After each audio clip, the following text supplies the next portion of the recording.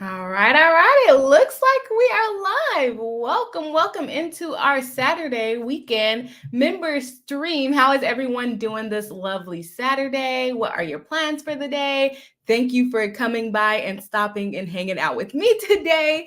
Yes, so today we are going to be doing a member stream. I'll be waiting for some members to come and join me.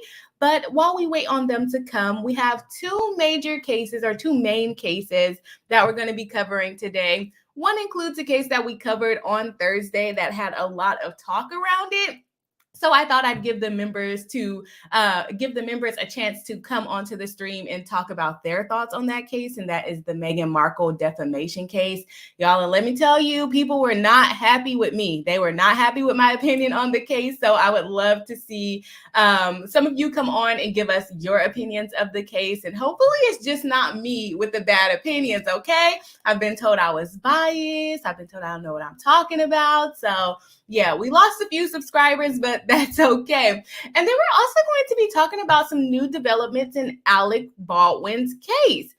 His charges have been dropped.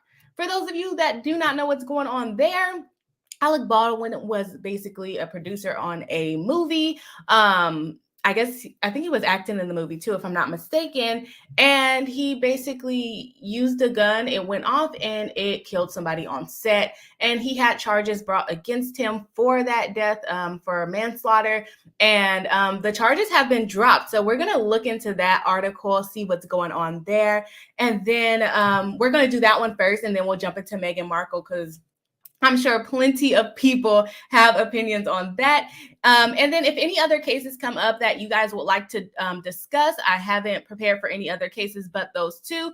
But if there's anything that we have covered or that you would like to cover, go ahead and drop it in the chat and I'll see if I could pull some information up on anything that you guys put out. Or if it's something that we already covered, we'll just get a chance to talk about it. If you haven't done so already, please do hit the like button. It helps us out in the algorithm. Hopefully it helps us notify our friends.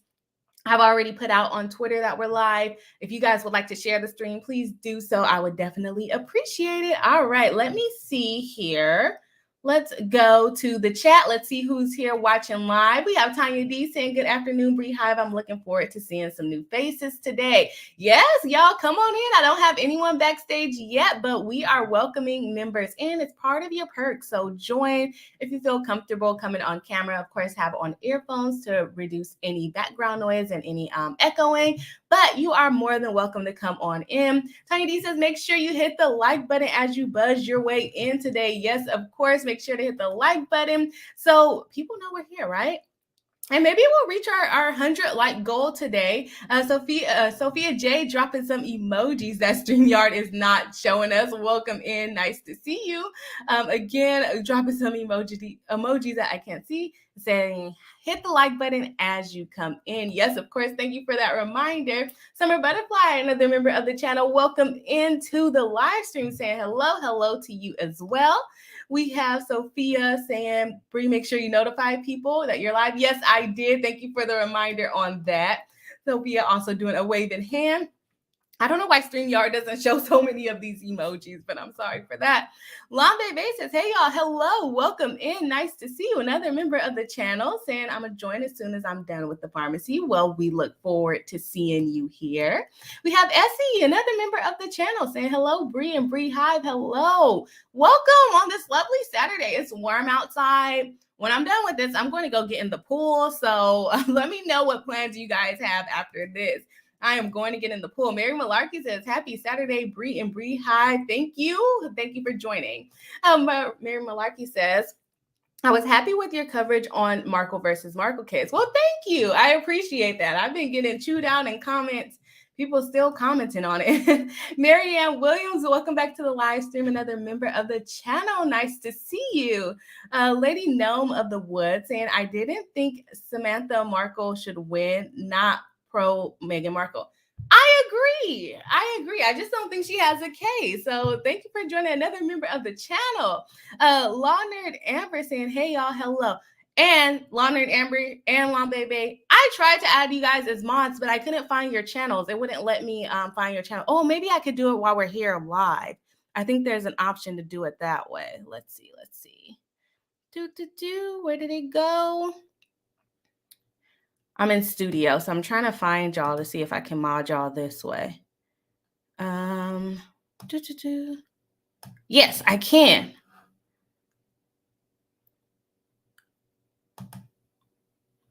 All right. Yes, I can. So I'll do that as we go through the live. So I just modded Lambe Bay. I guess I got to do it live. I guess if you guys don't post on your channels, I can't just find you and make you a moderator that way. All right, Mr. Howard, hello. Welcome into the live stream. Saying hi, we'll be in and out, but I'm here. Well, we are happy to have you here. And Spirit Flex says smash the like button, guys. Yes, guys, if you haven't already, please do hit the like button. Let me see where we are at. We are at 18 likes with 28 people watching live. So make sure if you haven't hit the like button, please do so now. Mary Malarkey just became a member of the channel. Welcome to the membership. You are now welcome to join. There is a community tab post in the membership section where you can get the link to come onto the live stream. And yes, for those of you, I did not really tell anyone. For those of you that do not know how to get onto the live stream, there's a link in the members tab, the members community tab that you click on, and it will bring you to StreamYard, and then I will see you backstage and I can let you in. But welcome to the membership. I definitely appreciate the support. All right, let's see where we're at. MB, another member of the channel, saying, hi, dear.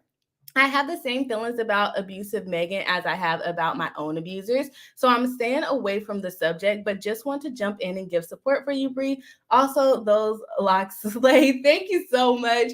Yeah, I don't have an opinion on her one way or another, but I'm glad that you are stopping in to say hi. We do cover the case to see if Miss Samantha has a case. I just don't think she has a case, but thank you. Nice to see you again, MB. Tiny D saying, welcome to the membership to Mary. Yes, party. Ari, another member saying, OMG, thank you to Marianne Williams. Oh, it doesn't show me when someone gifts a membership. Marianne Williams gifted 5 memberships. Let me go into YouTube Studio so I can see where that went. Thank you so much, Marianne, for giving some people some memberships. Let's see where we are. I'm just trying to find where you gifted them at, and then I can see who got added.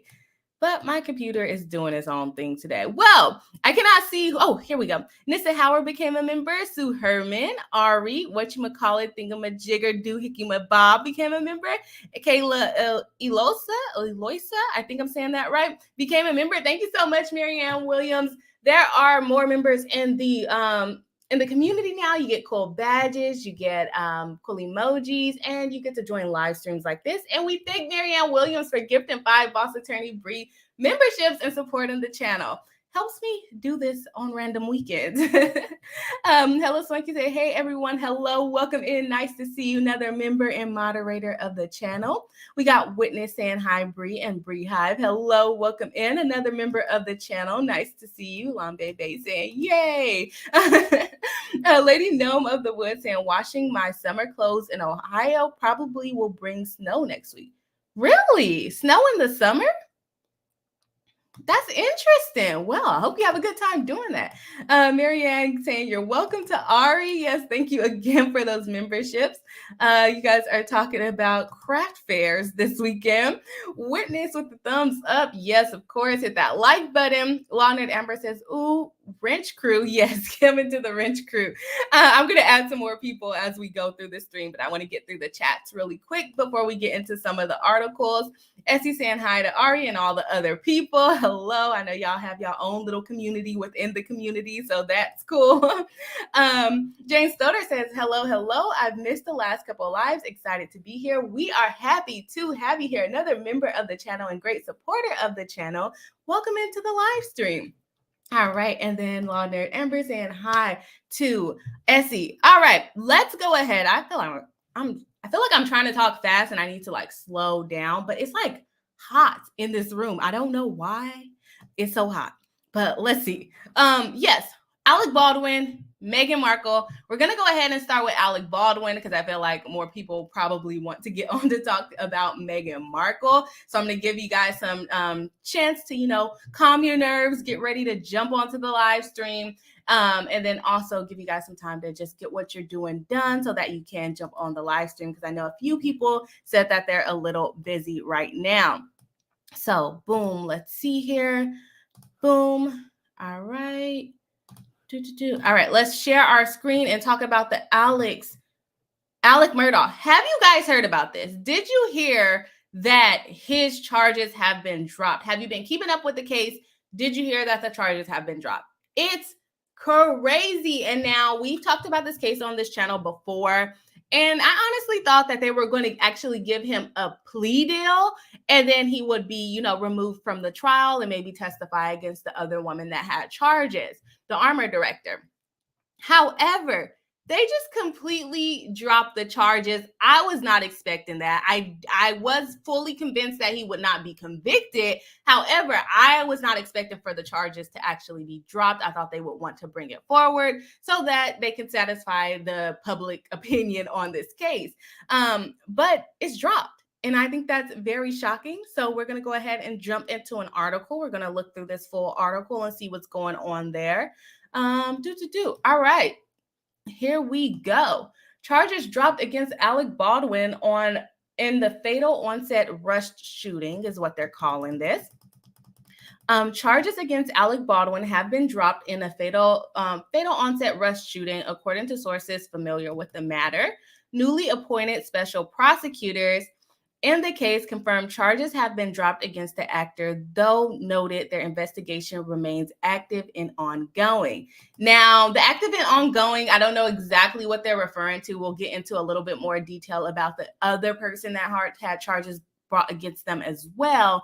But they're saying that the investigation is active and ongoing. So does that mean they're going to bring it back? I don't know. Are they just telling us that because they may bring it back? I don't know. Another thing, as far as this, a lot of people had a problem with the original prosecutor for the way that she took so long to even bring the charges. And then a new prosecutor comes in and drops the charges. So are we still having problems with that? Are we going to have an issue with this new prosecutor? Let's see. Newly appointed special prosecutors in the case confirmed charges have been dropped against the actor, though noted the investigation remains active and ongoing. Baldwin, 65, had been charged with 2 counts of involuntary manslaughter after fatally shooting cinematographer Helena Hutchins, 42, on the New Mexico set of The Western in October 2021. The actor was practicing a cross draw when the gun fired, striking the cinematographer and the director Joel Souza, who suffered a non-life-threatening injury. We are pleased with the decision to dismiss the case against Alec Baldwin, and we encourage a proper investigation into the facts and circumstances of this tragic accident. Luke Nikas and Alex Spiro, the attorneys for Baldwin, said in a statement. So they're happy that the charges are dropped. I'm sure you are happy that the charges are dropped. He's your client, right? The Santa Fe District Attorney's Office declined to comment. I see why. People are probably going to be a little bit upset. A little bit, maybe not all the way, but a little bit upset. Baldwin's next court appearance in the case had been set for May 3rd. Baldwin already waived his right to appear at the preliminary hearing. He had pleaded not guilty to the charges in a court filing. So he was not going to be there regardless. He's saying he's not guilty. The film's armorer, Hannah Gutierrez-Reed, was also charged with 2 counts of involuntary manslaughter over Hutchins' death. Gun enhancement charges filed in the case against both Baldwin and Gutierrez-Reed were dropped in late February, which we covered. So if you guys missed that, just go and check that out. That last live stream on Alec Baldwin, his face should be on the thumbnail. Gutierrez-Reed's attorneys confirmed Thursday that her current charges are still unchanged. So the armorer is still being sued, or not sued. It still has charges against her. They made a statement saying they fully expect at the end of this process that Hannah will also be exonerated. So Alec Baldwin, the famous guy, his charges have been dropped, but Miss Gutierrez-Reed still has charges against her. Luckily for her, the enhanced gun charges were dropped because basically the law was not in place at the time that this took place. But she is actually still on the line for the involuntary manslaughter, which I believe that one, Carrie, is it 18 months or 5 years? I think it's up to 5 years that she can be in jail if she is convicted of this. So wondering if they're going to bring the charges back against Alex, and kind of feel bad for the armorer, because why is Alex's charges dropped but not the armorer's? Are they putting all of the the blame onto her. The truth about what happened will come out, and the question that we have long sought answers for will be answered. Her attorneys, Jason Bowles and Todd Bullion, said. All right, that's what they said. Gutierrez Reed's attorneys have said she intends to plead not guilty and has said she has no idea how live rounds ended up in the gun. I don't know if that's a good defense. We're probably talking negligence here. So just saying you don't know how it got there is not really going to save you. David Halls, the first assistant director for the film, was sentenced last month to 6 months of unsupervised probation as part of a plea deal. Halls, who handed the Colt 45 revolver to Baldwin prior to the shooting, was charged with negligent use of a deadly weapon. This hearing came days after Santa Fe District Attorney Mary Carmack Outwise, which was the original prosecutor, announced she was stepping away from prosecuting the case. The move followed State Rep Andrea Reed also stepping down as special prosecutor in the case. So the prosecutors removed themselves. In their place, the district attorney appointed Kari Morrissey and Jason Lewis to serve as special prosecutors. In a statement Thursday night, is his name Morrissey? Morrissey and Lewis said new facts were revealed that demand further investigation and forensic analysis in the case. So did they find who may have, because, people are alleging that someone tried to set him up. So did they find evidence suggesting a setup?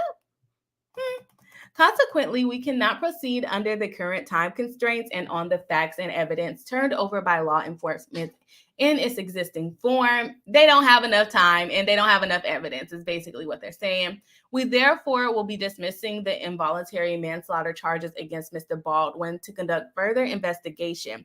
This decision does not absolve Mr. Baldwin of criminal culpability, and charges may be refiled. Our follow-up investigation will remain active and ongoing. So they are keeping it open that they may refile the charges against him. I didn't read this part. I read most of the article, but not that part. So they are suggesting that they could potentially bring the charges back against him, which I think is a good idea for them instead of being under the time constraints of getting the trial going if they don't really have all the evidence that they're looking for to actually hold him liable. They don't want to waste their time doing that, especially if more time could get them more evidence, right?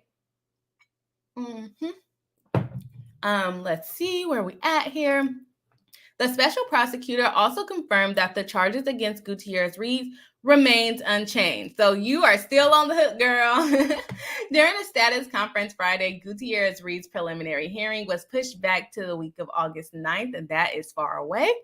It had initially been scheduled to start May 3rd, though both state and defense attorneys asked for more time. Myself and Mr. Bowles are on the same page in terms of wanting to get as much time prior to the preliminary hearing as we can to complete the rest of the investigation on all of these important issues that have surfaced just within the last few days. Oh, I want to know what came out. What came out? What did they find? I feel like it's a setup. Maybe they found the setup. Russ says, which has been on hiatus since the deadly onset shooting, resumed principal photography at Yellowstone Film Ranch in Montana on Thursday. A spokesperson from the Russ movie said, the production returned with the original producer and the principal cast, including Baldwin.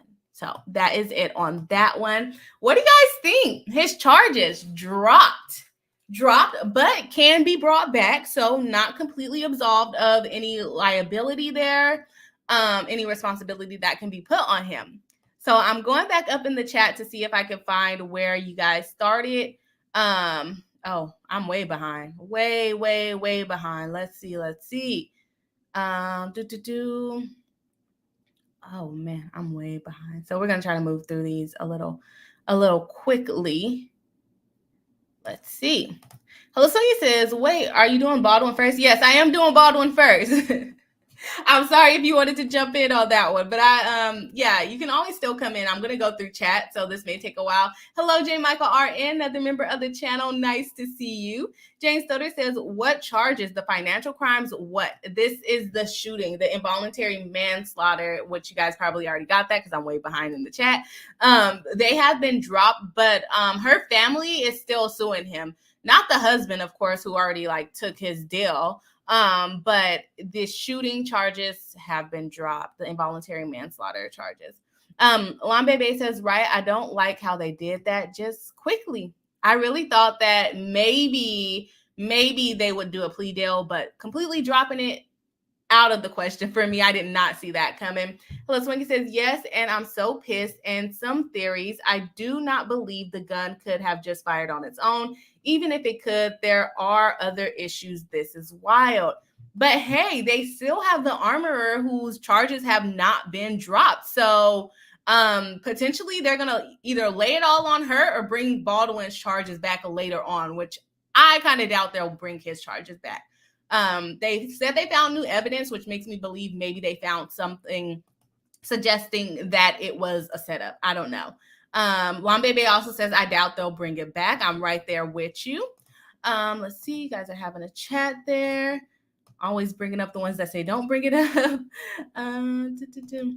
Lambebe says, don't think it's fair. She's the only one. Like, if they dropped his charges, maybe they should have also dropped her charges. Mary Malarkey says, thanks for the welcome to Tanya D. Yes, welcome to the membership. We're happy to have you here. Let's see here. Lady Gnome of the Wood says, do DA first charge Alec Baldwin. I'm reading the Morse code here, so bear with me, y'all, lady, because I know you want to keep your chat short, but let me figure out if I can understand everything. DA first charged Alec Baldwin under law passed after shooting. Then the special DA had to step down. Not a good look. Yes. So yeah, so far the prosecution is not going very good. Took them a long time for them to charge her. Then he charged them with the wrong thing, had to drop that. And then here comes a new DA and say, oh, now you got to drop the whole thing against him. It's like, what is going on here? What's going on here? Maybe she just didn't know how to do this kind of prosecution. Lawnerd Amber says, I have a feeling there will be some civil suits since the criminal charges got dropped. Yes, her sister, mom, and father are still suing over this case. And remember, we talked about this a couple months ago. Yeah, I guess February would be a couple months ago at this point. That they were pausing the civil suits because of the criminal suit.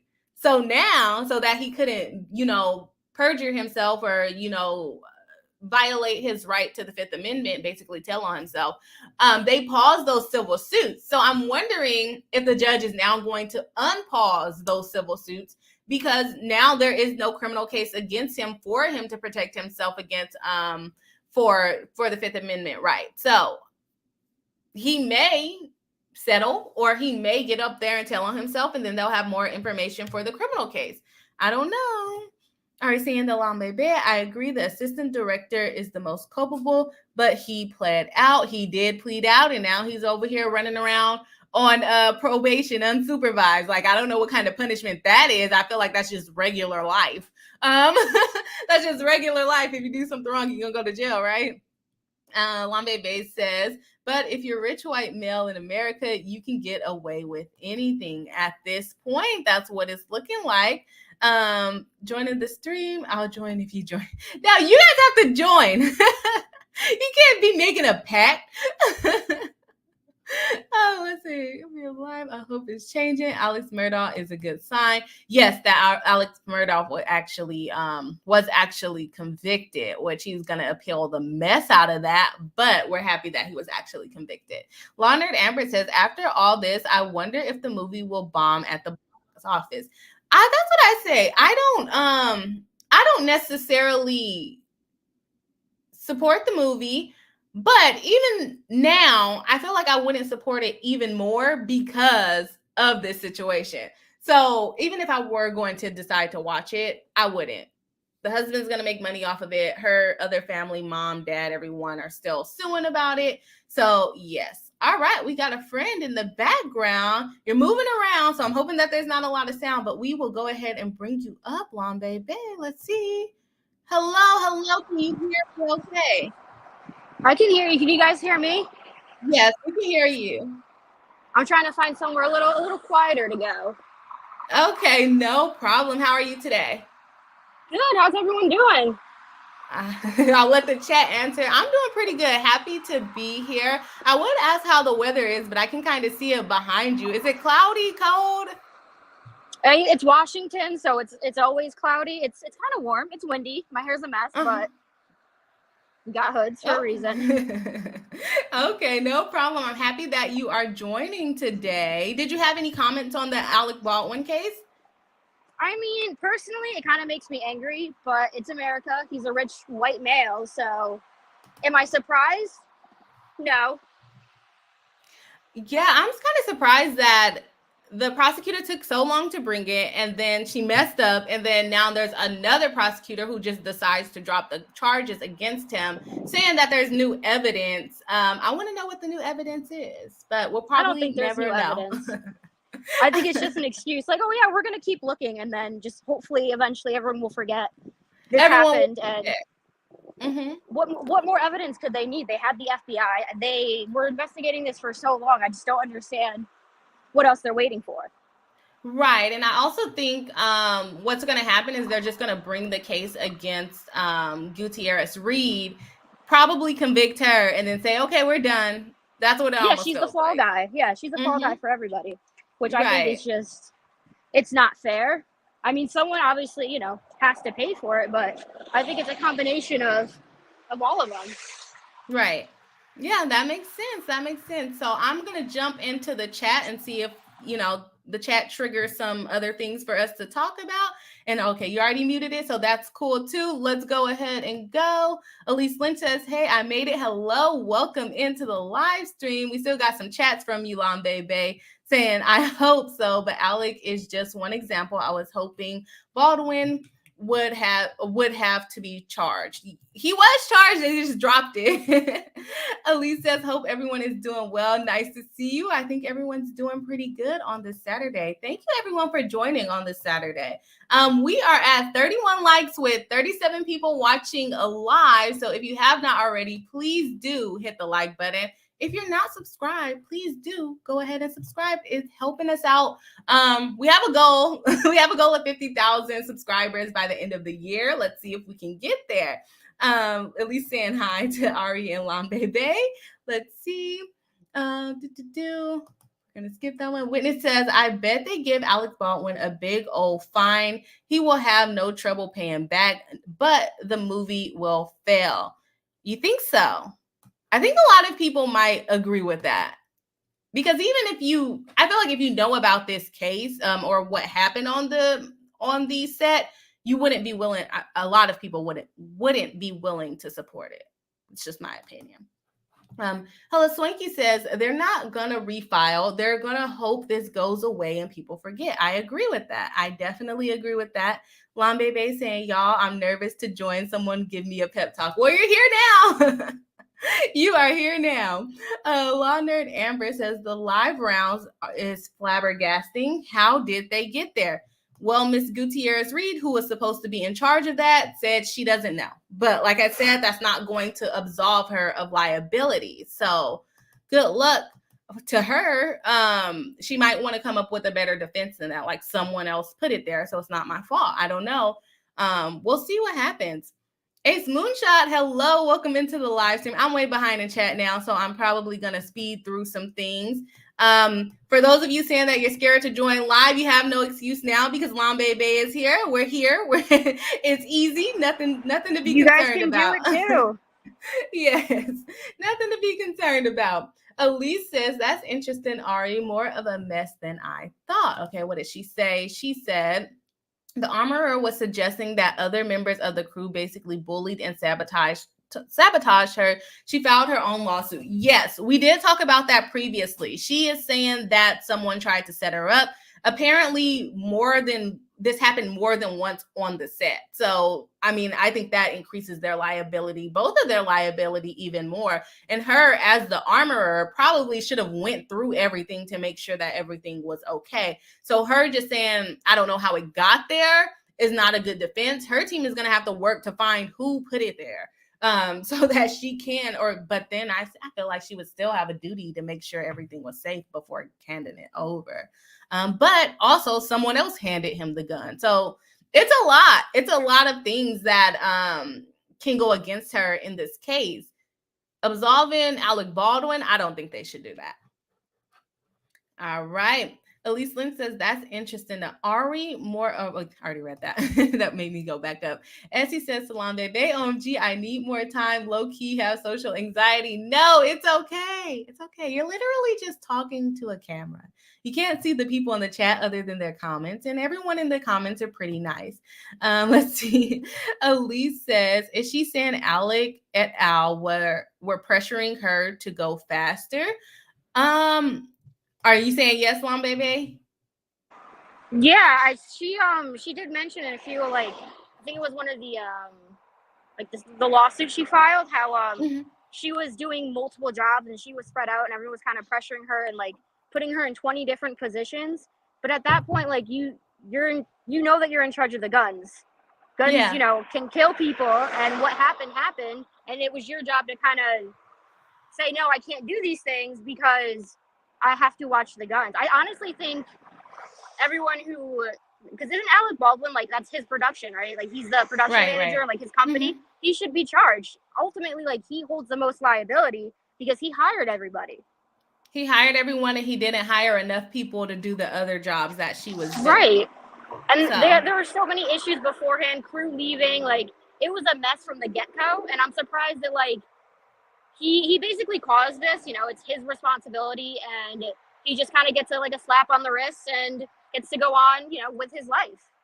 Yeah, I would agree. We have another friend in the back. Are you ready? All right, let's see. We got Hella Swinky. Welcome in. We had an echo. Is it good? I think, yeah, I just muted myself. Or muted the screen. Okay, welcome in. How are you today? I'm good. I am I'm gonna have to step away in a second, but I had to say this. Yeah, I'm frustrated. I heard about this the other day and I'm super, super pissed. I definitely agree with Lambebe that they're gonna try to put this all on the armorer. They're gonna make her the scapegoat, which I saw coming.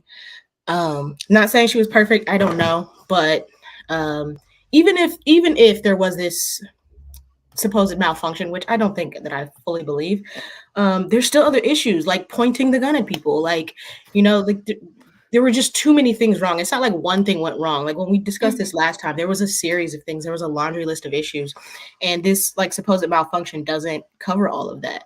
And again, he still has responsibility. He was still a producer. He still pointed it at somebody. Malfunctioning or not, he still didn't pay attention to the training that he was supposed to do. He still didn't do everything he needed to do to make sure the people that were on his set were safe. And them dropping charges, I don't know. Somebody said something about pay a fine. I don't know if it was you, Bree. I feel like he's already paid something, which is how these charges got dropped. They're just going to hope this goes away. Like they're going to hope people forget about it, try to, you know, settle it civilly and let Baldwin go on about his day. It kind of makes sense that he used this defense now in the beginning, because when we first heard the defense, like I never pulled the trigger. Everybody was like, that's ridiculous. Like who would even try to use that excuse? And now I'm like, maybe his lawyer was on it from the jump. I don't know, but that's just wild to me. He's just waving a gun around and he got lucky there. Well, my thing too is like when the FBI, I heard the FBI, they took the gun to test it, and the only way that it malfunctioned was when they broke it. Like they tested it so many different ways and it wouldn't malfunction, like it wouldn't just fire on its own. And the only way they did that ended up breaking the gun. So my thing is like they tested it to the point of destruction, and only as it was breaking did it malfunction. So Alex had to pull the trigger. He pointed the gun, the gun was in his hand, he pulled the trigger, like, yet he doesn't have to take responsibility when ultimately he was the one who murdered her. I mean, at the end of the day, like, we can keep it simple. He pointed the gun and he shot her and he killed her. Wasn't it a revolver? Don't you still have to like cock the gun? Even if the trigger went off by itself, that means he still cocked the gun. It's not, you can't just hold a gun and it just, that's not how guns work. So I just don't buy it. I don't buy it. No, but he has enough money to kind of, you know, make charges go away. Yeah, and I hope that people don't forget, and that people kind of hold the DA to this, we need to find more stuff. I don't know what else you could possibly need to look for. I mean, you're charging one person. So you have everything you need to charge one person. Why not the other? The one who actually was holding the gun. You know what I mean? What more evidence what are you looking for at this point? The other thing that I noticed about this particular thing about them dropping the charges, it's not as widely covered as everything else. So like when they brought the charges, everyone's like, oh, they finally charged them. And then now that they're dropping the charges, I haven't heard much about it. The only reason why I know about it is because someone literally tagged me in Twitter. Only one person tagged me in Twitter about it. And so I was like, oh, I would have completely missed this when I was looking up, searching even earlier this week and this morning. This did not pop up in my search, and normally it would have popped up because that's how I have found other things before on this case. So this one is not being as widely reported on. So I think they're banking on people forgetting. Mm-hmm. That's exactly why I said I think that's the plan, because even when I looked it up, first of all, I heard the same thing happened to me. The way I heard about it was from a YouTuber mentioning it in passing, and I was like, wait, what? And so then when I looked it up, even if you just type in Rust, you get stuff from like a year ago. Like I actually have to dig to find that the charges were dropped. And that's not typical, right? Like that's not usually how that works. This should be everywhere. Like this should be news. But if you want people to forget, to not know about it, if you want people to not be pissed, you just kind of quietly announce it. You say that, oh, we did mention it. Okay, moving on, next news cycle. That's all of that you said, Brie, is exactly what contributed to making me think that's what's happening here. And maybe there's sabotage, maybe there's not. Either way, Baldwin should be held accountable for something. Yeah, I think the sabotage will more go towards the armorer versus Baldwin. Right. And Baldwin was just the one holding the gun. I mean, I guess people could not like him too and try to set him up, but I think it was more against the armorer, especially if she's saying she was experiencing the treatment that she was experiencing during the set, on the set. Right. I agree. And I feel like her case is more complicated, you know what I mean? Because of all these elements of like, oh, people are sabotaging me and all that drama. But I feel like with Alec Baldwin, like his case is kind of cut and dry, you know what I mean? Like there was no sabotage for him. Point blank, he had the gun. He didn't do anything to make sure the gun was safe. No one did anything. And ultimately, like, it's really not that complicated, yet the most complicated case is the one being, moving forward and being charged. Right. I don't know if hers would be more complicated, because I think that she did have a duty to make sure that live rounds were not in there, and that she should have been the one handing off the gun as well. So I don't think hers is harder to prove. I think you probably want to feel more sorry for her, because it does seem like she was the one that was more set up than Alec Baldwin was. Hers is, but I think she's going to liable. I think. Yeah. I think like, so too. If it truly was sabotage, I feel for her. Like, I really feel for her. Like I said, like being a woman in the industry, especially in the role that she was in, I feel for her. That doesn't absolve her of responsibility. But if she truly was set up, if this truly was sabotage, then she's going to have a hell of a time proving it, because it already sounds like she had enemies, or maybe wasn't the most well-liked person on that set. And so it's really going to come down to people speaking up for her, vouching for her, saying, I saw this, I saw that. And if she's not well-liked or doesn't have anybody to do that, then she's going to be SOL. Like, she's going to be in trouble. And that really sucks. So she's going to take the weight of it. Mm-hmm. And so I just want to address this, what Ari is saying. I heard reports of that too. I don't know exactly what you're referring to there, but then other crew members she worked with in the past said that she didn't have any problems. I don't know which way I'm leaning. So I think that is referring to the armorer, but it may be also referring to Hutchins, but I can't find where the chat came from. I'm going to assume it's referring to the armorer. The armorer. That she didn't have issues before. But also, wasn't she new at doing this on the set, if I recall correctly? This is her second one, if I'm not mistaken. So she would have at least some people to know how she worked in the past and things like that, but she won't have a ton of, like, a long list of, Okay, that makes sense. That makes sense. Lady Gnome of the Wood says, Runkle of the Bailey said the DA probably felt some jurors would feel actors aren't gun experts. But there's enough video of him jumping up there saying he is a gun expert. And whether or not he's a gun expert, he had training on how to use the gun on the set. And he's been an actor for how long? Yeah, and I don't think they could put this. They might try, but I don't think they can put this on the public. I mean, every comment I've seen so far has been upset that the charges have been dropped, or even if they're not upset, they're, you know, alluding to the fact that he's getting away with this because he's an actor, or because he's got money, or because he's rich, or because he's white, or all of the above. And so I don't know about that. I think they could have found some jurors if they really pushed for this. I just think this is about celebrity. Hey, another case of celebrity. Bird Boy, another member of the channel, saying, love members live stream. Thank you, Bree. Thank you for joining. Thank the members for coming on. We wouldn't have it if the friends didn't hop on. All right. We got another friend popping on in the back. We'll give them some time. That part. Well, I think that's why I'm so pissed. Okay, Law Nerd Amber says, and he doesn't even seem to care. If he cared at all about the woman who was killed, this might not be so frustrating. That is true. Yeah, I agree with that. He's playing the victim, you know what I mean? He's like, oh, woe is me, like all these this happened to me. Like, I just feel like he wants everyone to see him as the victim, and he's not, you know, paying attention to who the real victim was, and that's frustrating. Yeah, for sure.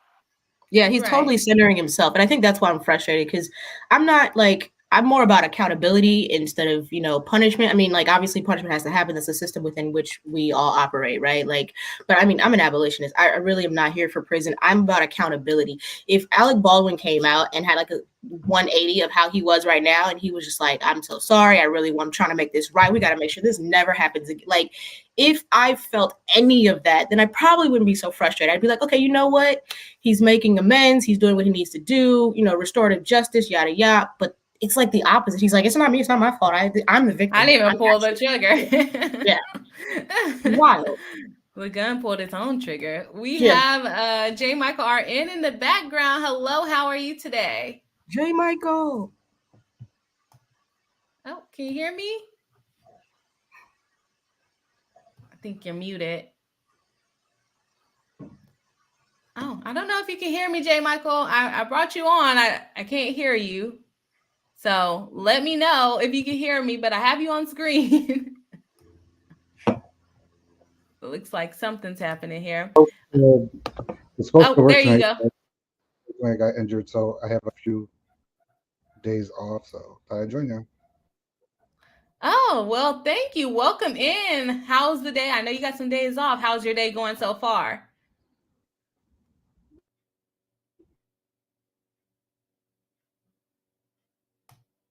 Oh, I think it's a little bit delayed. So I'm going to jump onto the comments real quick here.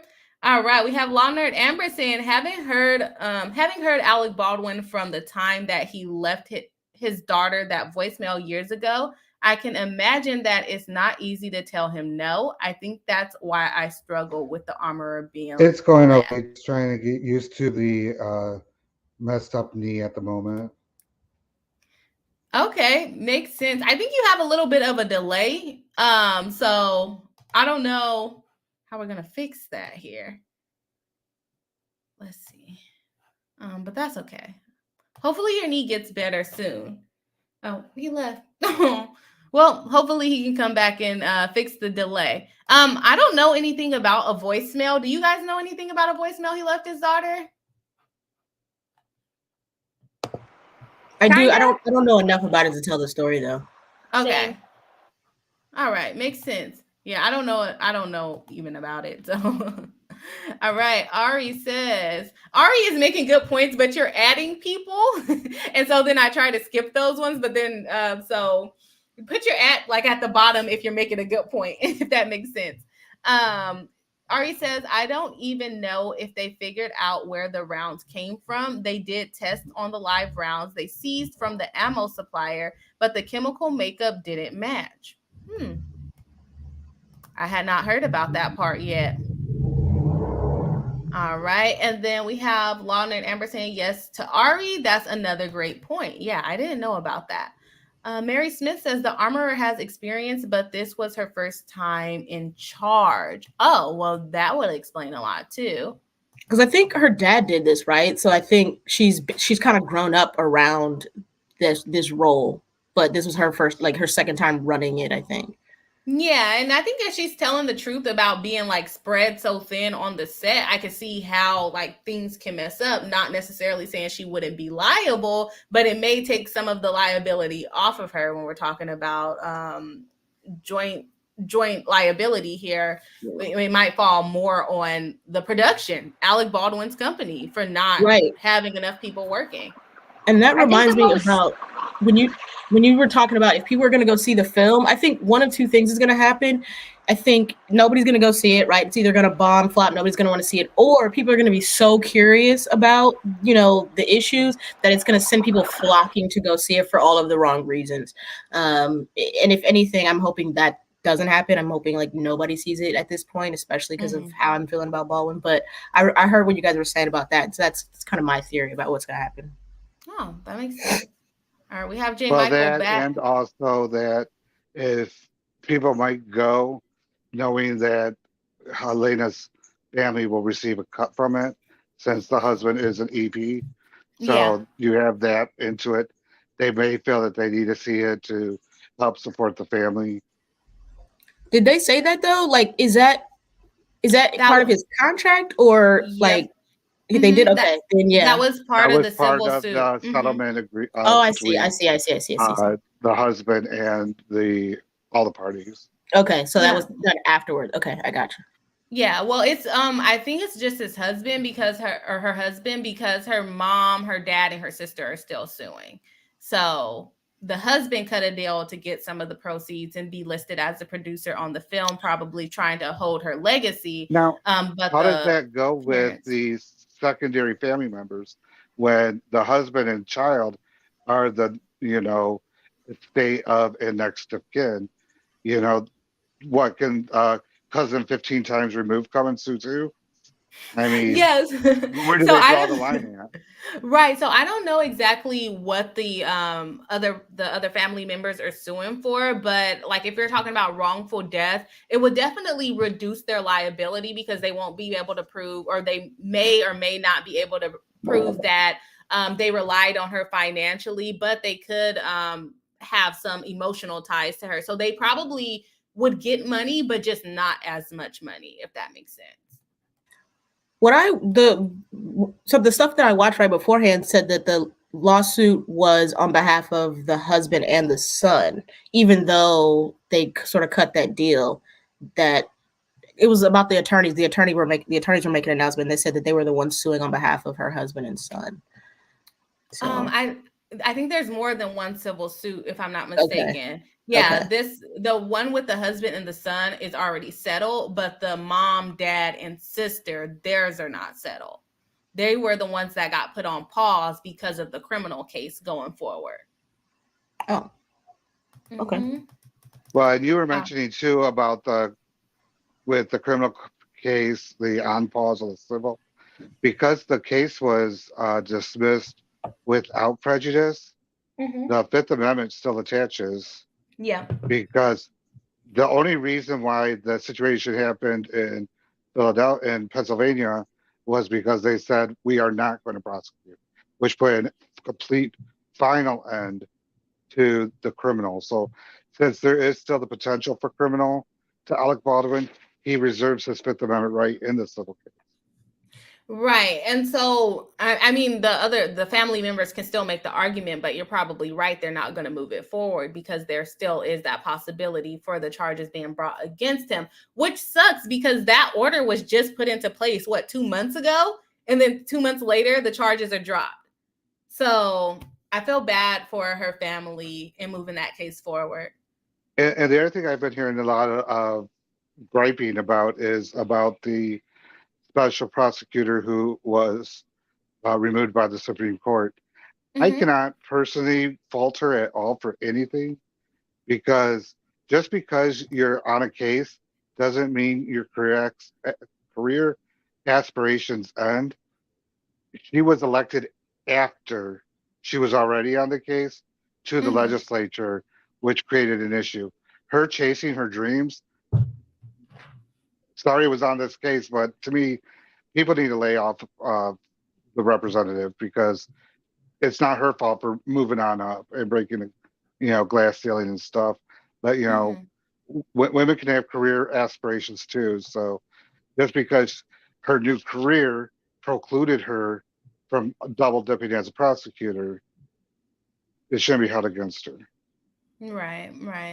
And guys, we have 53 people watching live and only 43 likes. So if you haven't hit the like button yet, please do so. We might hit our goal. We may hit our goal of 100 likes this live stream. So if you would like to help us out, please do. I wanted to highlight this. I know I'm way behind in the chat at this point, but Law Nerd Amber says he skipped the trainings. Remember, we were talking about Alec Baldwin and whether he was an expert, and is a jury going to find him to be an expert? I don't think that he has to be an expert, honestly, because everyone knows, unless you are like a small child, and even small children probably knows, that guns are dangerous, no matter if you're an expert or not. I know that, and I'm not an expert. So I know this is not what Amber is all the way talking about, but that also goes to that point of he had trainings, but he skipped the training. That's not good.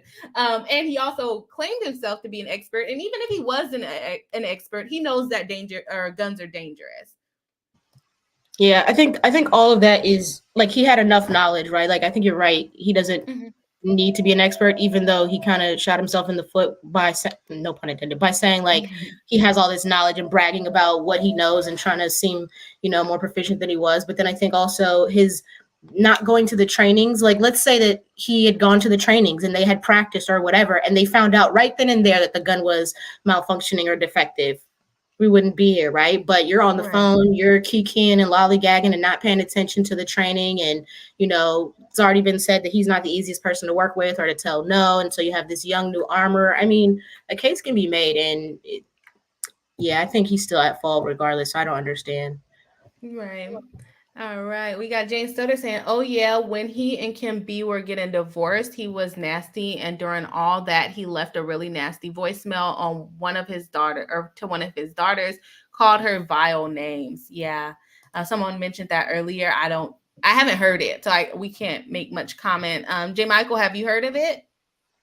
No, but what I was going to say, though, so as a veteran for 10 years, and going to the rifle range numerous times, pistol range numerous times.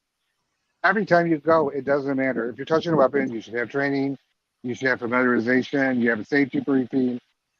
It should be no different on a movie set. If our soldiers, airmen, and Marines all go through this, Joe Schmo on a movie set could be the same.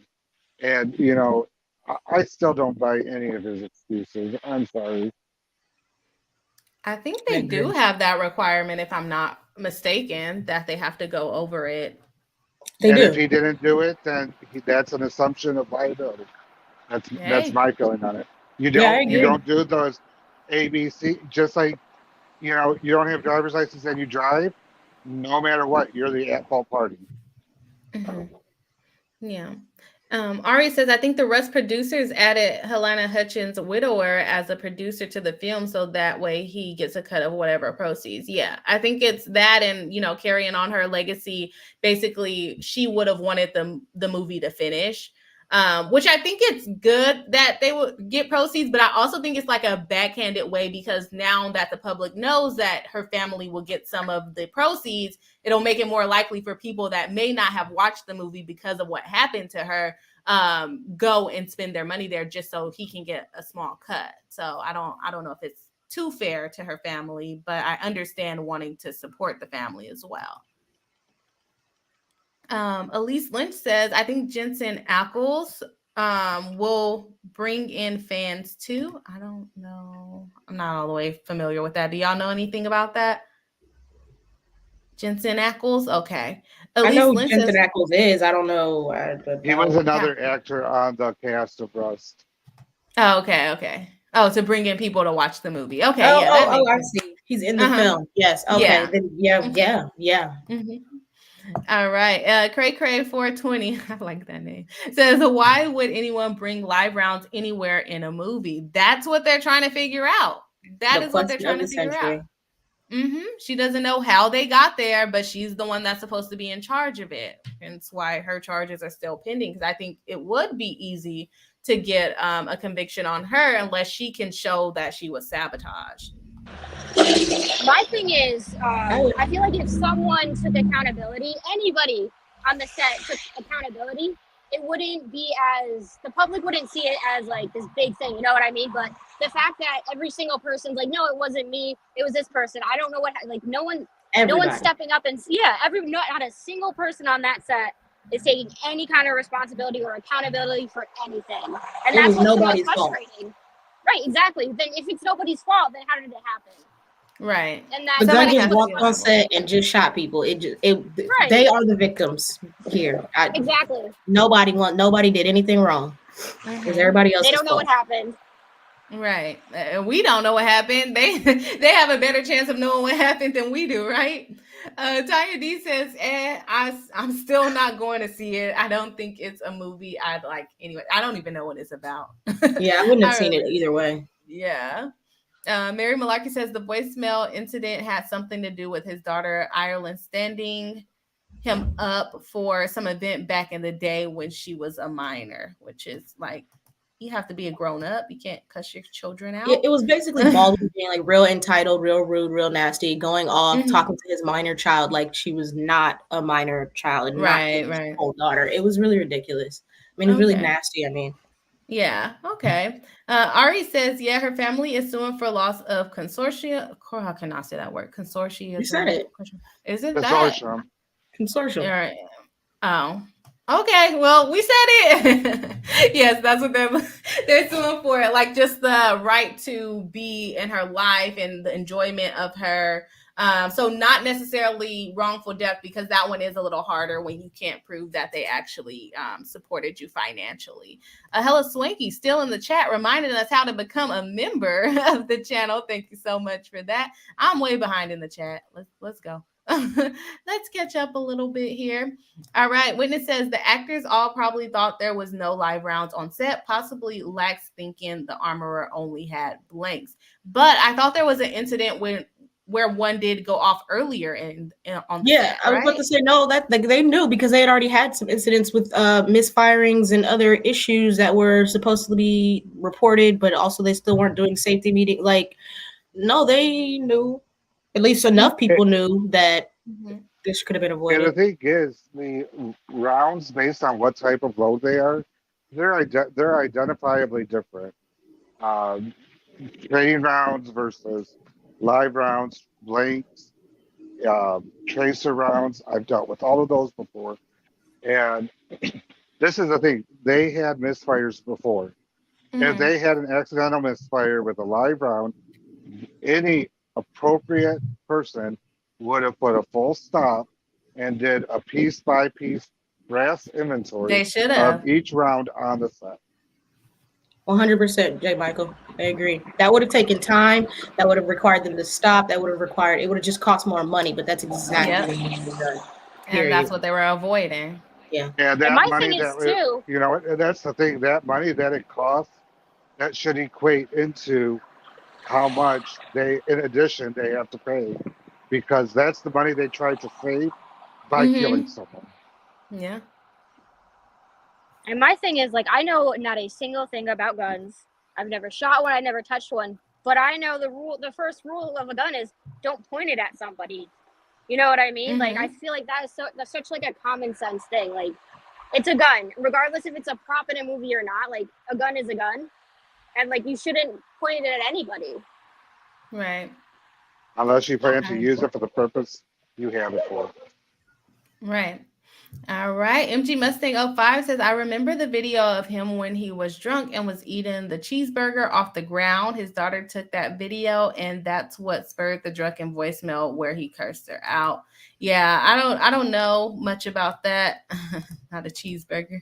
Ari says the people involved also don't want to admit responsibility, because then that can open them up to civil liability, like when auto insurance tells you not to admit anything after an accident. That's true too. That's something to think about. But my thing is, like, it kind of comes down to who you are as a person. Are you the kind of person who knows what happened, but you don't want to, money's more important, or is like doing the right thing more important? You know what I mean? Right. And I don't know. I feel like even if you know who did it, I don't know. I don't even know where to go with that one. Cheryl C says, hi, everyone. I've been lurking on and off on a set where they are keeping people separate, only necessary people on set. I cannot understand how no one knows how that live ammunition got there on set. I think someone knows, and I also think they, like we said earlier, were just trying to save money, not really having the proper steps in place. Because didn't they have them driving like super far to set, like where their lodging was? Yeah, they had to drive several hours. Yeah, just to get to and from set. And I think my theory is that somebody knows and is either not speaking up because career or, you know, whatever. I think somebody knows how it got on set. Maybe it's not even intentional, bro. Like maybe it was completely a mistake, but still somebody knows. And I also think that whoever, because remember the armorer was doing like multiple roles, like was like doing costume and stuff too, which she had no business doing. I think I'm assuming they're going to investigate that. And if she says, I didn't have a choice or I felt pressured or blah, blah, blah, then you got some responsibility going around there. But I do think somebody knows how it ended up there, either because they brought it or they saw it or they saw somebody leave it, lay it down, move it around. Somebody knows whether I don't know if they're speaking up. Maybe they are. And we don't know that yet, but I think somebody knows. And I've lived in that part of the United States for a period of time. And the 2 hours between set and lodging is not surprising. I mean, between my barracks and the gun range on the same base was over an hour and a half away. So there is nothing nearby. I mean, the closest city is around 2 hours away. So then why did they set up trailers? Your background's kind of loud. I was just going to jump on real quick to say that I got to hop off to get on the bus. Okay. I will be in the chat. All right. We look forward to seeing you there. Thank you for joining. If that's the case, which I know that sometimes that happens, you have to shoot in remote locations, but like, why not set up trailers? Especially maybe just even for key people, because some people don't need to be tired on set. Some people you need to ensure that they are well rested and can do their jobs. Like there's no reason that you got people like the armorer doing multiple jobs and then traveling 2-4 hours every day just to get to and from set. And anyways, I'm agreeing with Jay Michael though. Y'all can actually keep going. I don't know if there's a chat you want me to pull up. I need to step away for like a couple minutes if y'all can. Alrighty. Okay. Was the chat? Because I don't think y'all can actually pull the chats up, but if you want to just look through them and do it. But let me step away for a second. Have fun. Don't do nothing crazy.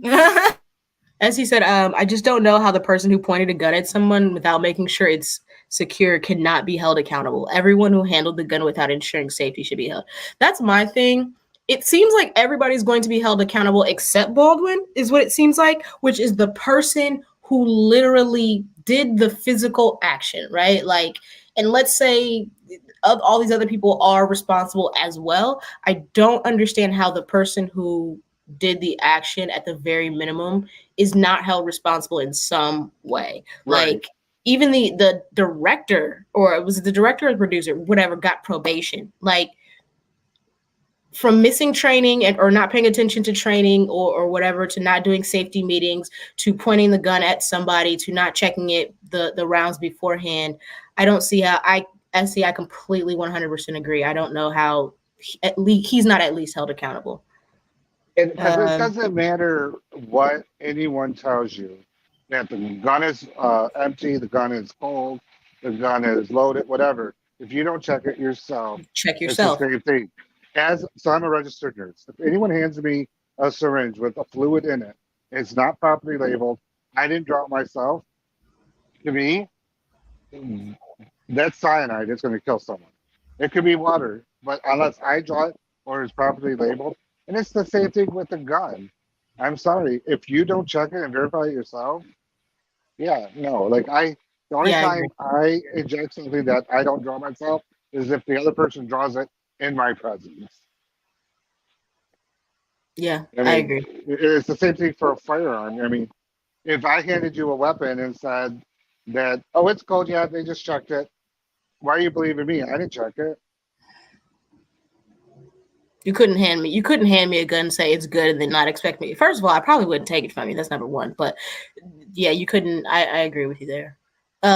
Chelsea said, yeah, but there are film sets that you need to take a helicopter to or from each day. The drive to lodging shouldn't have anything to do with live ammo on that set.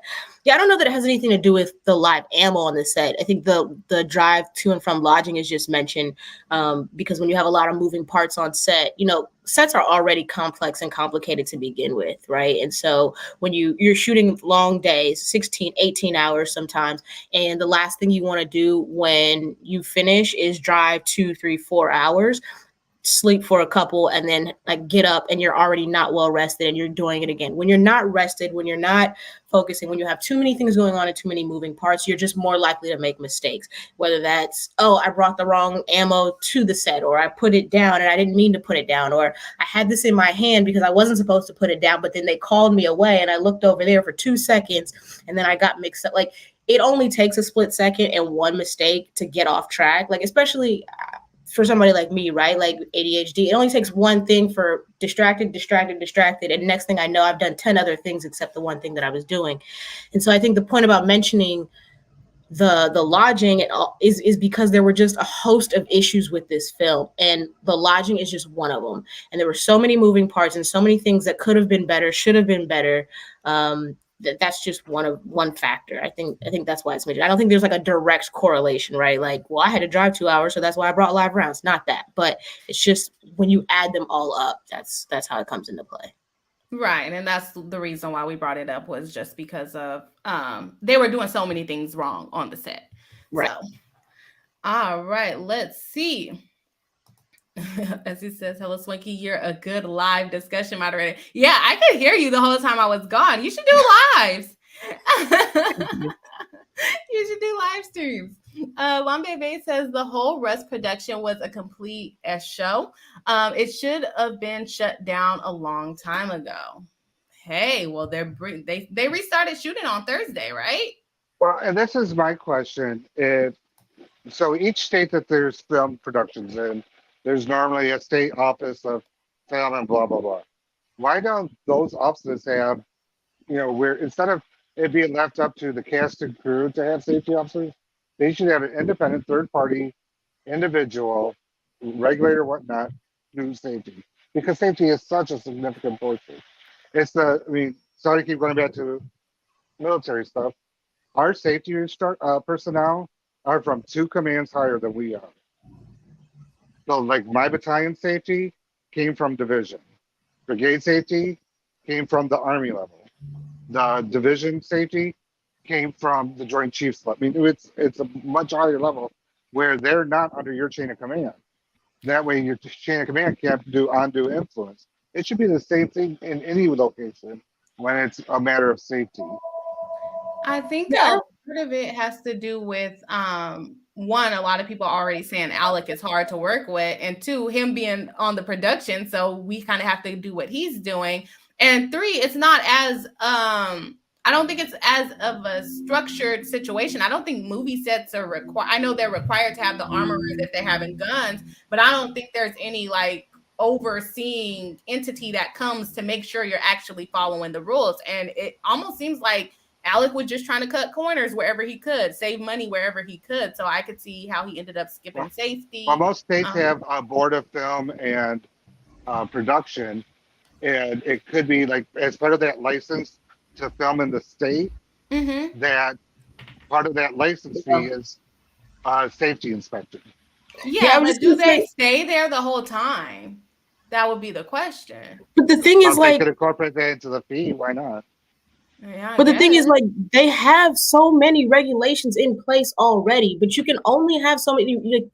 You can have all the regulations you want, but if people are going to not follow them or cut corners or go around them, it doesn't matter.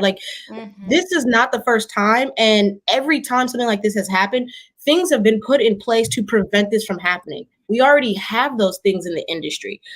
But you can't you have to force people to follow those rules, right? There just has to be a better culture on the set. Relies on what? The current system relies on the cast and crew themselves to police themselves. If it is an external regulator, they are not beholden to James Cameron or Steven Spielberg.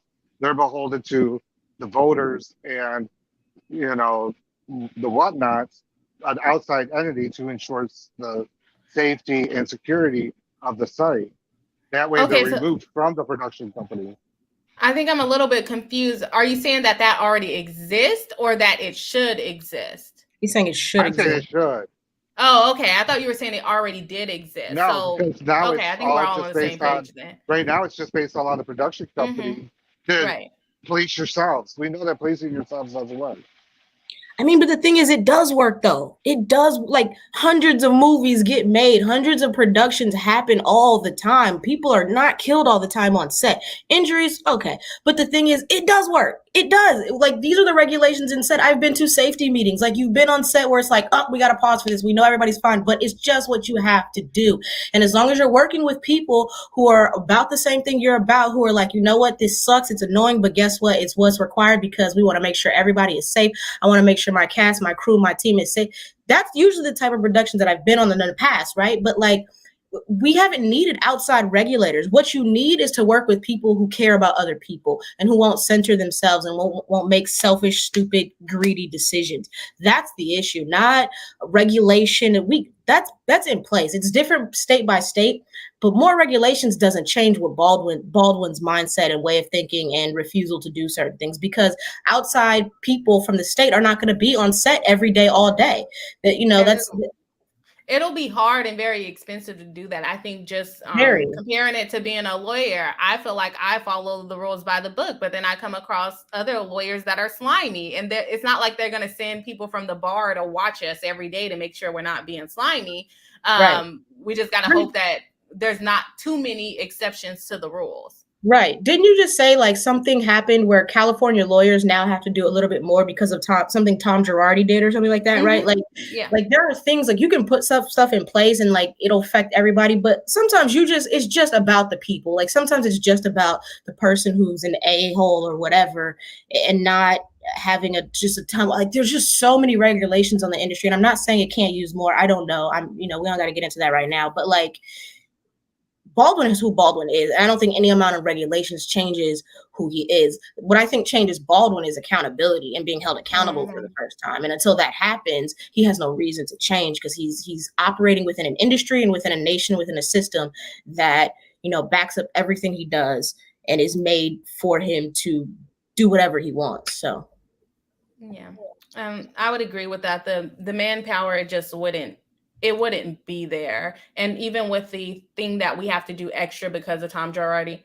it takes 2 minutes. It's not like they're monitoring every single piece of money that comes in and out of the account. You just answer the question saying, yes, I have this account. No, I haven't, swindled my clients out of money, and they just take your answer for what it is and then randomly audit you. Maybe that will work out if they had people that went out and randomly audit. That might be a better solution, but to have someone there every day, I think it will be hard to find enough people to be on every single movie set I don't know how you do a random audit every set, if it was sets that are utilizing firearms, something like that, because that's where the danger is. See, the thing is, I don't know how you do a random audit either, right? Because like, let's say you have a film or production that's using a firearm. What days are they going to be using the firearm? What if the random audit people show up on days or times where they're not using it? Because guess what? Film sets change all the time. You get set up for a shot. You spend 4 hours setting up, grip, lighting, key. Everybody sets up. You're ready to go. Oops. Guess what? We got to change. And now we're not even doing the scene where the firearm is going to be here. Take the firearm all the way off set. And now we're going to do something else. Like, it's just that. I just don't think that's a reasonable solution. And I also think it passes the buck, because the issue, which is what's been happening this whole time, but I think talking about, more regulations and adding those stuff, that takes away responsibility from Baldwin, who really, this is what it's about. Baldwin and whoever is responsible for having the live rounds on set to begin with. And when we focus on regulations and like, that's kind of like people who are already doing with gun laws, right? We're talking about all these other things, which may be factors and may be helpful, but at the end of the day, like, what's the real issue? And in this situations, the issue is Baldwin and a lack of accountability and responsibility. Well, but not only Baldwin, you're hyper focusing on Baldwin. It was the entire production company. I'm hyper focusing on Baldwin because the charges were dropped against Baldwin, and it seems like he's going to be the one to get away with it. Other people are already being held accountable. That's why I've talked about the other people and the production and the DA, and I've talked at length about the armor, and I've said, I think it's tough to be a woman and also be young, and I get it, and I know firsthand, but also that's not an excuse. I said that all day long, but the reason I'm hyper focusing on Baldwin is because he's the only one not being held accountable, and he's the main one and the loudest one saying, I did nothing wrong. I don't even feel guilty. I don't feel bad. This isn't my fault. I did nothing wrong. I am the victim. Can you believe what this gun did to me? Ruined my life. Like, that's what's happening with Baldwin. So that's what I'm talking about, Baldwin.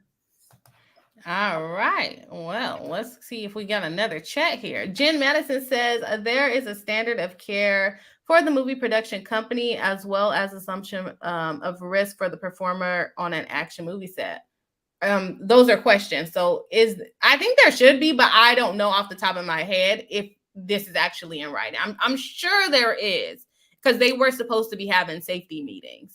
Yeah, I don't know 100% what they mean by standard of care, but there are certainly standards and regulations. And of course, there's an assumption of risk. But I funnily enough, I don't know how much folks like the AD and, people behind the camera assume that risk. Because I know if I was on set and I was doing, like, what have I done? Like transportation or be a PA, I would not assume that my life would be in jeopardy the day I go on the set. And so, yeah, there's an assumption of risk to a certain degree, but that's usually with like stunt performers and people, not with the...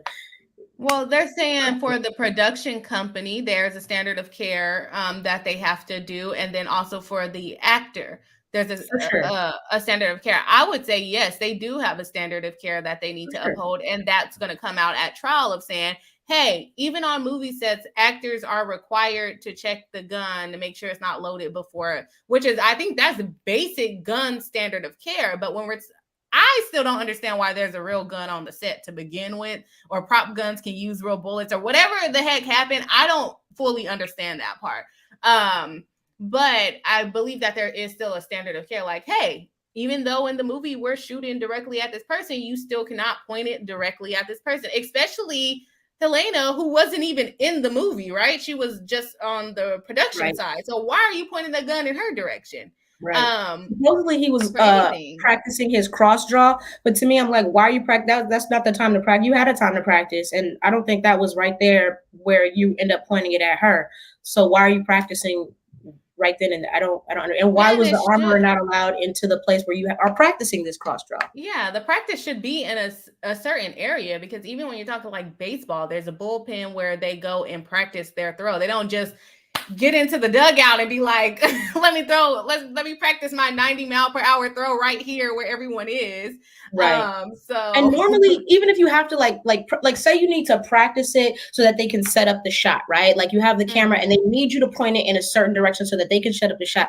Why were people over there? Like, why was he doing it in a direction where people were standing? Because you can, They should have been standing wherever the monitors were, wherever they could see the shot. And that doesn't need to be with the camera. The camera can be by itself. So again, I don't know. Why was he pointing it at human beings? I don't get it. I don't understand. I don't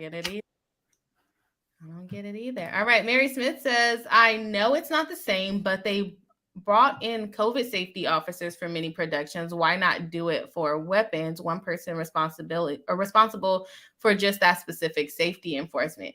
Let me tell you, if it's not required, why would they pay for it? that's how I'm feeling about it. Make it a requirement. That's where I'm coming from. If you have an armor, if you already have somebody whose role it is, armor is supposed to do that, yeah. Right. So then, but they are beholden to the production company, and therefore they are subjected to undue command influence. If they are an external source, external oversight, they are not beholden to the command. So you're saying if there's a weapon on set, there should be an outside entity who's just kind of there babysitting everybody for the duration of the production. And so people wouldn't. Right. Well, I think Yeah, that would that'll make never sense. happen. They basically wouldn't be able to have their own individual business being an armorer. You would basically have to go through the state or whoever is going to be the board, correct. and there will be a fixed price for it. That would make sense. That honestly. might be a better way to, I was going to say that might be a better way to do it, is just to have the armor that you already have, make them responsible to somebody else. Make it so that they say, I'm sorry, I have to check in with the state. Like at the end of the day, I have to sign this off, sign this off, sign this off. And it's the state that I'm responsible to. And I lose my armor license or whatever if I don't do XYZ. Because then that way they have some sort of leverage to against the production company. Because J. Michael is right in that, yes, there's a ton of influence, which is what I mentioned about, it's tough to be a certain individual in that industry, right? So I get that, but I think a better way to do that, instead of bringing somebody else in, just adding additional costs, because again, the movie industry will fight that every step of the way, because that's something that would cost them more money. Make it so that armorers have to be licensed, or that they are responsible to the state, that they have to do these sort of like check-ins and blah, blah, blah procedures. And at the end of each set day, they got to report to somebody or something. That's more, I think that's a little bit more reasonable or feasible. Yeah. I feel like there would still be a problem, because if you're dealing with a scary production dude, I feel like you could still be kind of manipulated in the way that this girl was manipulated. Which is why that's why I'm saying if they report to and are a part of the state licensing agency for the film, their inappropriate action can lose their overall filming license. Okay, I see what you're saying. That makes sense. Same thing with us. If someone comes in a medical setting and finds critical errors, they can close you like that. Right. I think that's the only way that would work. When I used to work for the state of Michigan, I used to be a liquor control commission decoy. We would go in, I'd buy beer underage. The moment they did that, there's your license. Okay, so that makes sense. Done.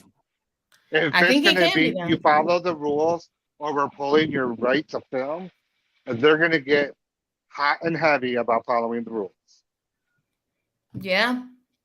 And for those that still want to cut corners, they just have to face the liability. Right. All right. We figured it out. Now the states need to implement it. I doubt that. Cheryl, the problem is that the armor, Cheryl, what we're saying though is the armor right now reports to the production agency, not an independent agency outside of it. Yeah. Right.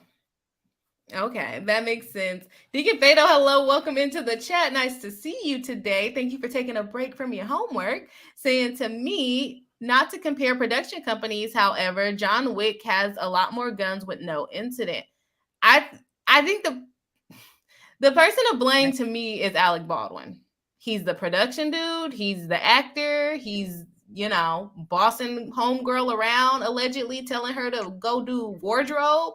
So if anyone, I think he would be the top. I think you could pierce the corporate veil and get to him. Even if he says, oh, my production company is a corporation or LLC or whoever. I think it's only a LLC. But yes, you can pierce the corporate veil and get to him.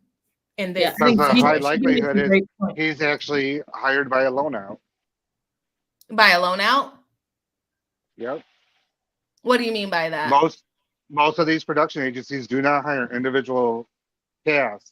They hire the loan out company, which is the one that owns the talent. That owns the what part?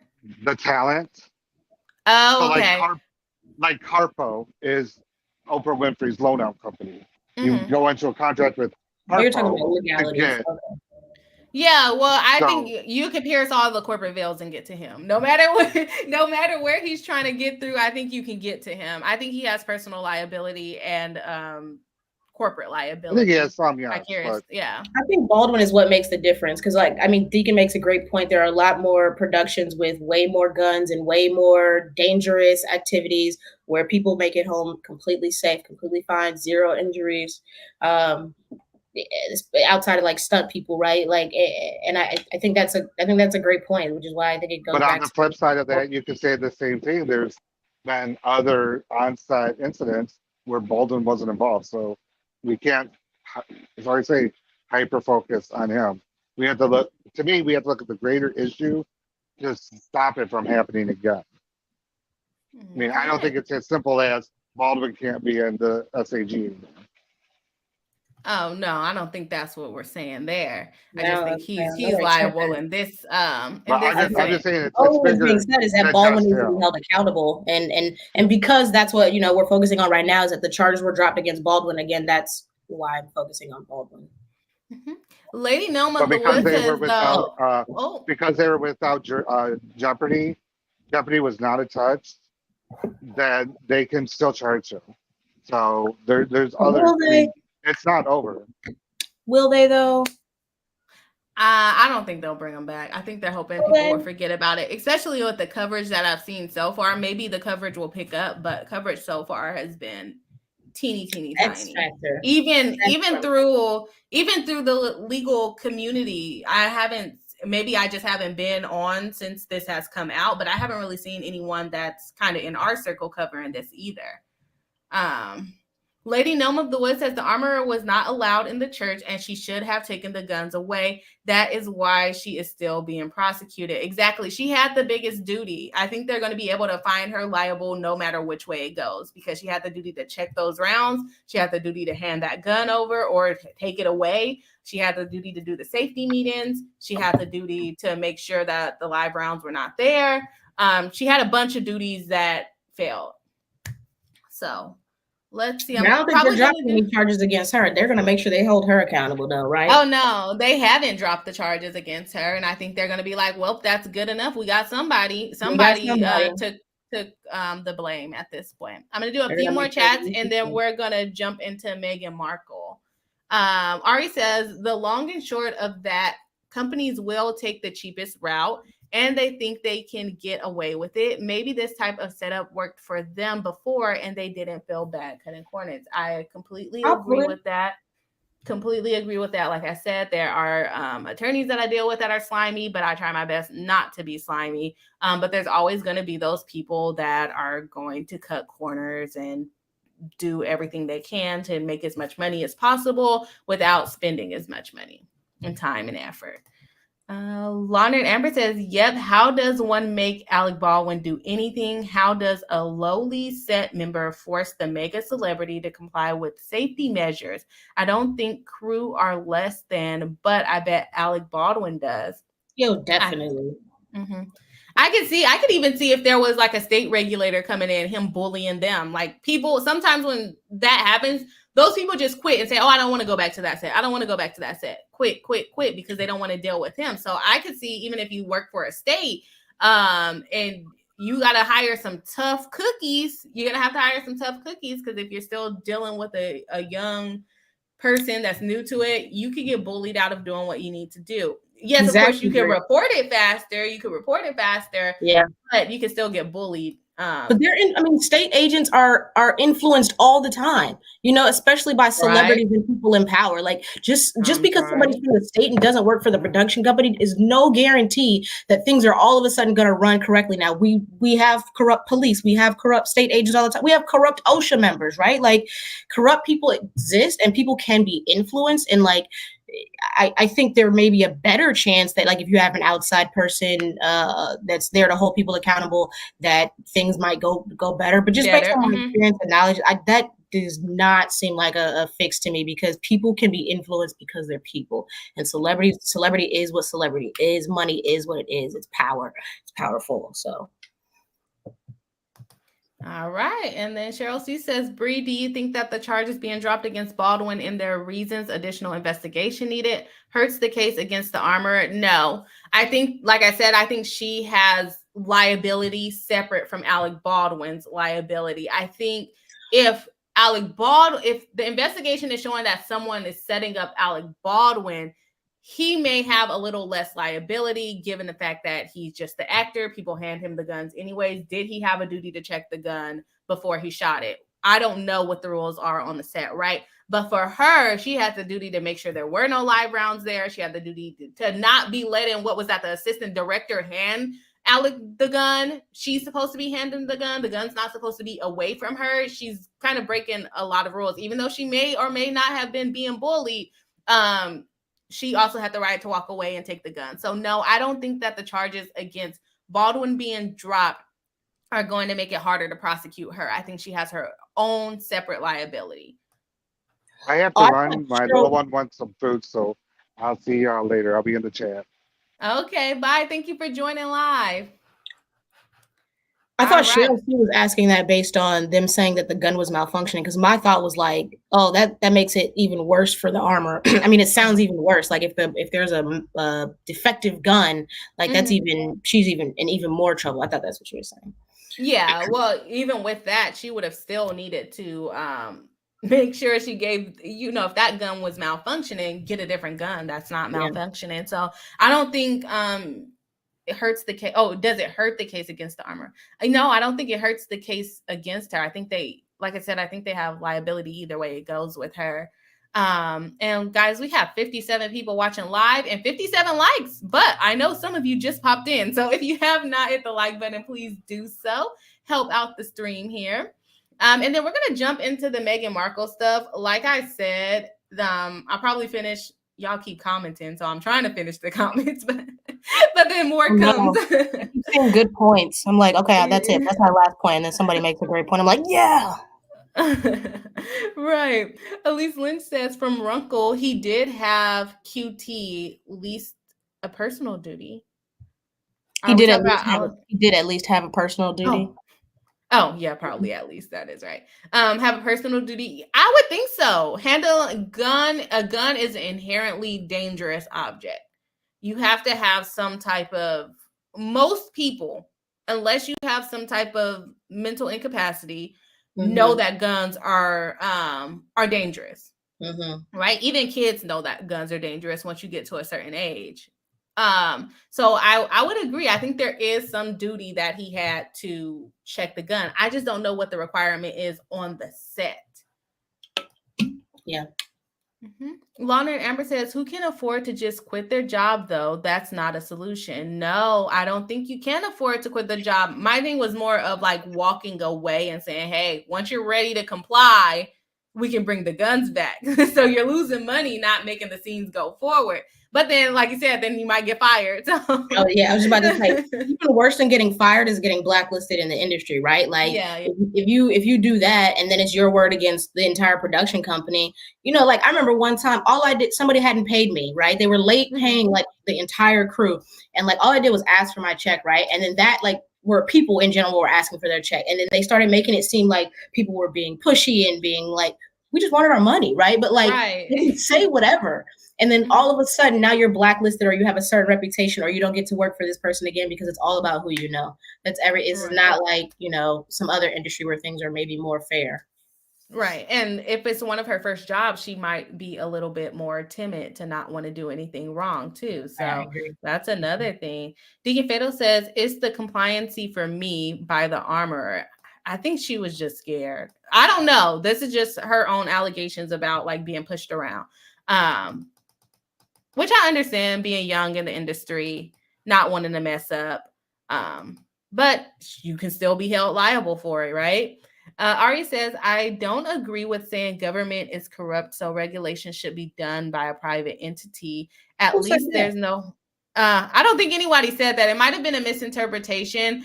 It was just... We were talking about how even when the state is involved, they can still be corrupt. I'm saying they should work for this, or for J. Markle's resolution to say they should work for the state. And although some people may still get corrupt, hopefully, it's just, they're just exceptions to the rule. So I don't know. I think that might have been a misinterpretation of what we were talking about. Well, I thought they said somebody in the chat said that. Okay, never mind. Oh, maybe. Oh, maybe it was in the chat. But I know we talked about it and no one said that on screen. Right. At least there are measures to hold the government entities accountable for corruption, not so much the corpse. I mean, I would make that argument. Yes, there is... for the individuals, you can sue them. For the government, you can also go 70 years like Tom Girardi and not get in trouble. So, and then when all stuff blows up, like we covered on the last members live stream, those people don't work for us anymore. So, yes, you can hold government entities more accountable, but it may also still take a long time to hold them. You can try. Yes.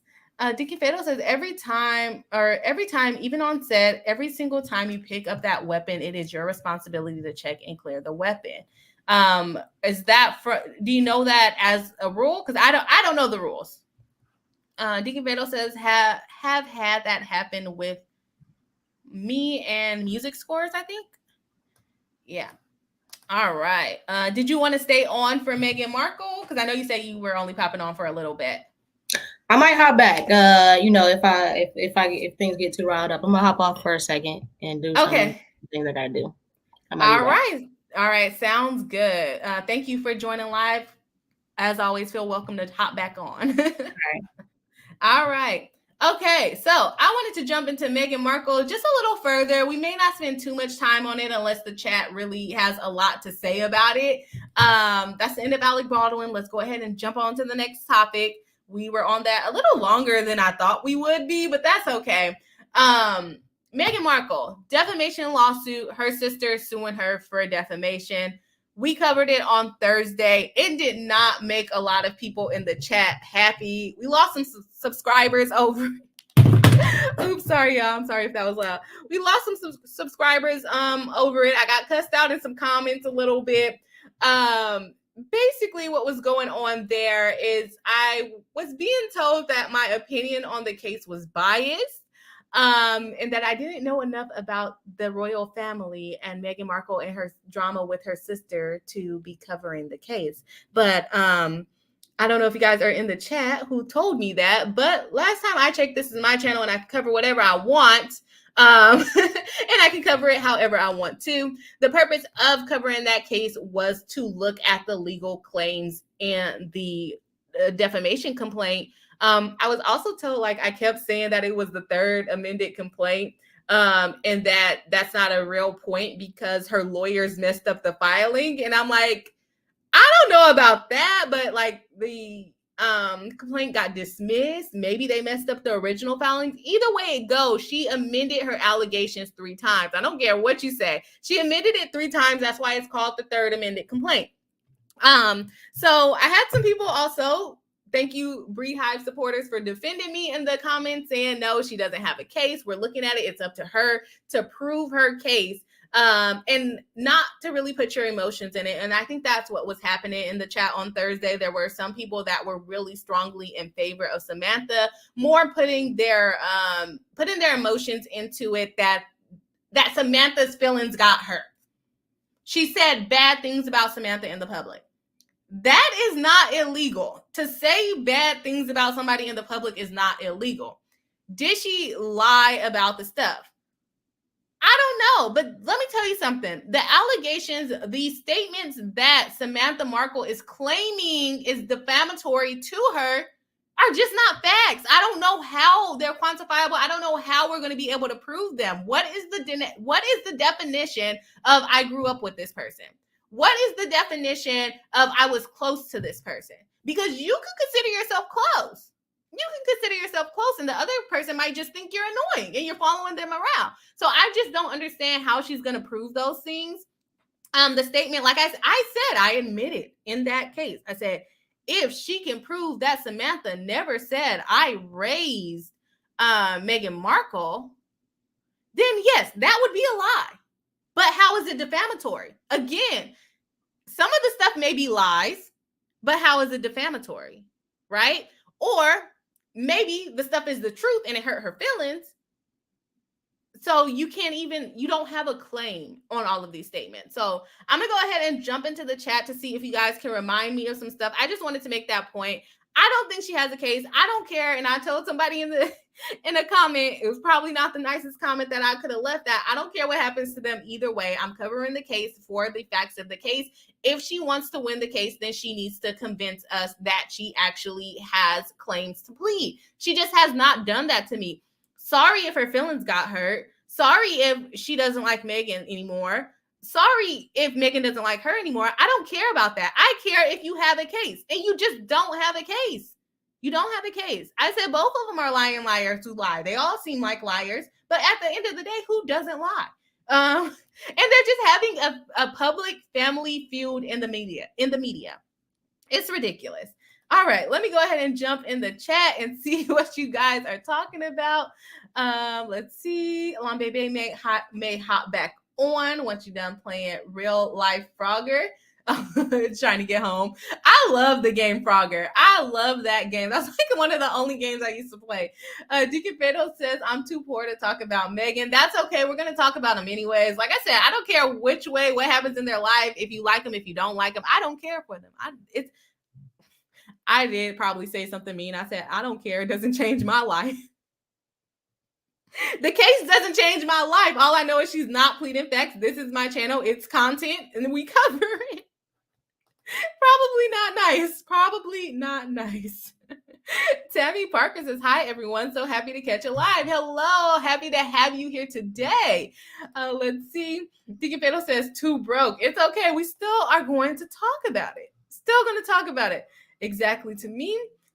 He says, tell him free. That's probably during my rant. Lawnerd Amber says, I think the British press has poisoned the minds of so many people in regards to the royal family. The royal family are trash, and they have been for centuries.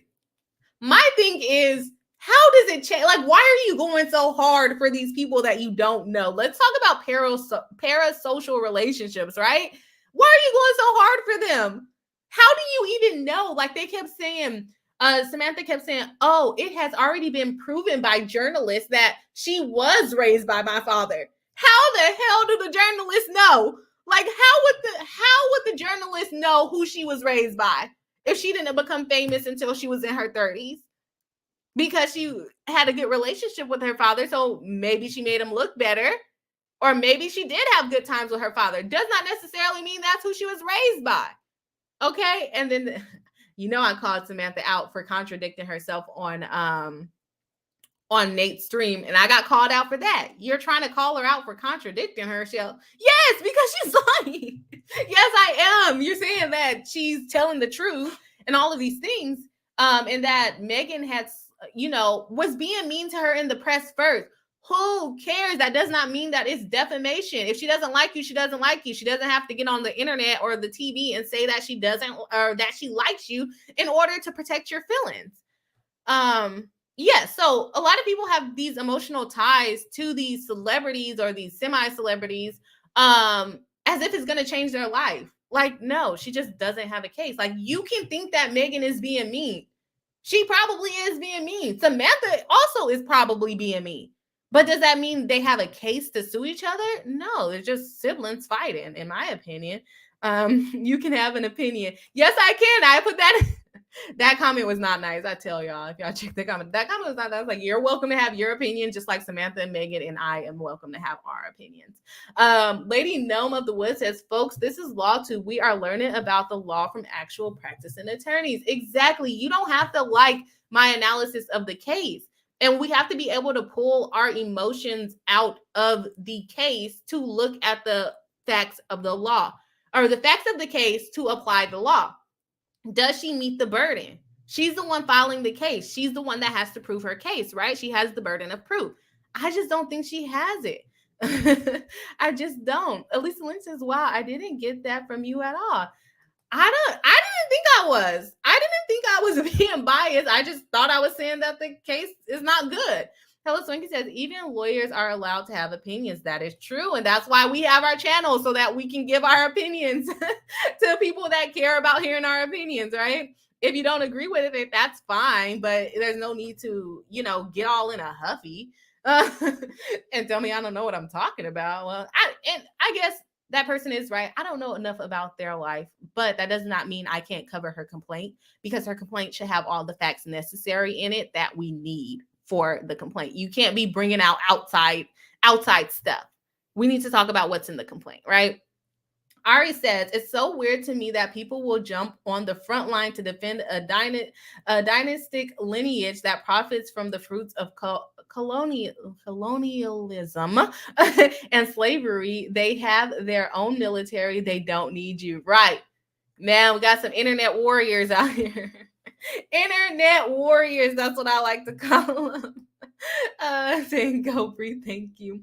Hello, Swanky says, folks are just mad. This isn't just another channel blindly hating Meghan Markle. I don't like her. I don't care for her. I'm just looking at the case. I just don't think she defamed the girl. Was she being mean? Probably, yeah. She was being mean, but it's not illegal to be mean to people. Tiki Fiddle says, no, it's not. Lana Amber says, my favorite Brie quote, this is my channel. And you don't have to be here, right? I welcome the people that love to be here, but if you don't like what I'm saying, just, disappear. Just like we watched the interview and decided we didn't want to continue with the interview. It didn't align with our channel, right? Yes, it is. And we like how you run your channel. Thank you very much. And that's why I love the people that come here to support. When it says, where are the facts? They have to bring the facts. They're just telling me all this random stuff. And like I said, how the heck does the journalist? Oh, because they interviewed people that knew her dad when they were growing up. And they said that she was with him. How do they know she was with him for the whole week? Like, it just doesn't make sense. And Essie says, how did I not catch that in the chat? Oh, yeah. Oh, it was in the chat, and then a lot of it was in the comments coming for me. Lambe Bay says, I don't understand why some people get so butthurt over this case. It does not affect your life, right? Cheryl C says, we are covering a lawsuit. It really doesn't have to do with the past or anything outside of the lawsuit and the laws being applied. Just my opinion. Yes, that's not just, those are facts, Cheryl C. We are covering the lawsuit. If she wants us to consider different things, then she needs to put it in the lawsuit. I don't care if the journalist said that that's how she grew up. If that's not what Meghan thinks because she's the one that lived her life, then it's true to her. And I said it on my stream. Two things can be true at once. Samantha thought that she was close to Meghan because guess what? She's picking her up. She's helping her with her homework, allegedly. She stayed remember, she said she stayed in the same house. No, you lived in the flat underneath her. I've lived in the same house with my parents and not seen them. Like, it's not impossible what Meghan is saying. And also, we have to consider the ages. Meghan may just not remember. And Samantha would remember more because she was an adult. So, two things can be true. Samantha thought that she was close to her. Meghan thought this was a random lady that kept trying to hang out with her. Two things can be true at once. Rebel Jade Fire says, while I am indifferent to the Markle drama, the sister is just messy. I would agree with you. I think they're both being mean. I think they both are probably lying about something. And I also think a lot of the statements in the action are opinion-based, and we won't be able to measure them.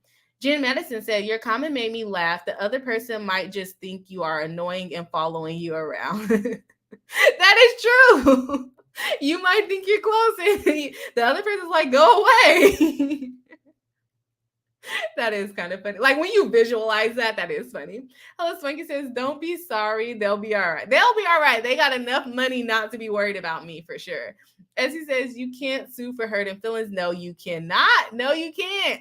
You hurt my feelings. I mean, I guess you could try an IED. You intentionally inflicted emotional distress on me, but that would be very hard to win. Very hard to win. Monday Bay says, to me, right, they're out here thinking if they defend her, she'll knight them. Meanwhile, I'm just trying to get a $1 burger. Right. They think, oh no, they're gonna see Samantha Markle's gonna see my comment, and I'm gonna be the next author, the next editor on her book. Watch me. I also had a comment that said, that's what I should have did. I should have pulled up the comments that I thought were crazy. I had a comment that said, Samantha Markle was born with the last name Markle, so she has every right to use the last name. I don't think anyone said that. I think what we said was, and it also said she got her master's with the last name Markle in 1990s. I think everyone understands that she's Meghan's sister and she got that last name from her dad, just like Meghan got that last name from her dad. What Meghan said is that she started publicly using the name when she started dating Harry. And Samantha said herself that her name was not even changed until 2022. So what else reason was she using the last name if that wasn't even her legal last name? Sounds like clout to me. But, and the reason why I'm even pointing out that it's clout is because she's basically saying Meghan Markle is insinuating that Samantha is trying to associate herself with her because of clout. And I don't see any other reason for using your maiden last name publicly when that's not your legal last name anymore, and it hasn't been for 20, 30, 40 years, right? I don't see that point. Okay. And then changing your last name after you file the lawsuit to show, or around the time that you file the lawsuit, to show that that is actually your last name and you're not using it for clout. But at the time you were using it for clout, it was not actually your last name. I digress. Let's move on. Hellosluggy says that's really what this is, a family feud made public. Exactly. Sisters arguing over the internet, and one sister thinking she's not as close to one and the other one thinking she is close. What's your thoughts? Chantel said, sorry you went through that, Bree. I had to cuss out some people. The anti-Meghan Bridges over neutral comments I made. It's like they search for people neutral about Meghan or the royal fam to attack. Oh my gosh, that sounds about right. They have some little internet warriors out against us, but that's okay. I usually don't respond to like mean comments. I guess it wasn't really mean, but comments where I have to kind of defend my analysis. But that person was actually in the live saying stuff, and then also decided to write a book in my comment section after the live. Tanya D says to me that I am an attorney, but not giving you legal advice. She is looking at the legal filings. Other attorneys / channels have strong opinions about the cases they cover too. That is true. We have opinions about our case. We are like, the thing is, we're trained attorneys, and so we try to think like judges. And so if you can't convince me, a little attorney that has to see things from both sides, how do you think you're going to convince a judge to keep your case in the courts? I don't think that she improved her complaint from when it was dismissed. I just don't think she did. I think she's going to have the same issue trying to get it past a motion to dismiss. That's all. That's all. And I think she's weird for complaining about someone thinking that they're not close. Ari says, also, I think most people who don't like Meghan Markle don't actually care about Samantha Markle. It's just more the enemy of my enemy is my friend. I can agree with that. Law Nerd Amber says, SE Samantha Markle disagrees and will throw away a ton of money to prove it. And it's ridiculous because she should not be doing that. Y'all, I got a phone call from y'all employee. Hold on one second. Oh, I missed it. I missed the call. Let's see. I'm waiting on cookies. Hello? Yes? Yes?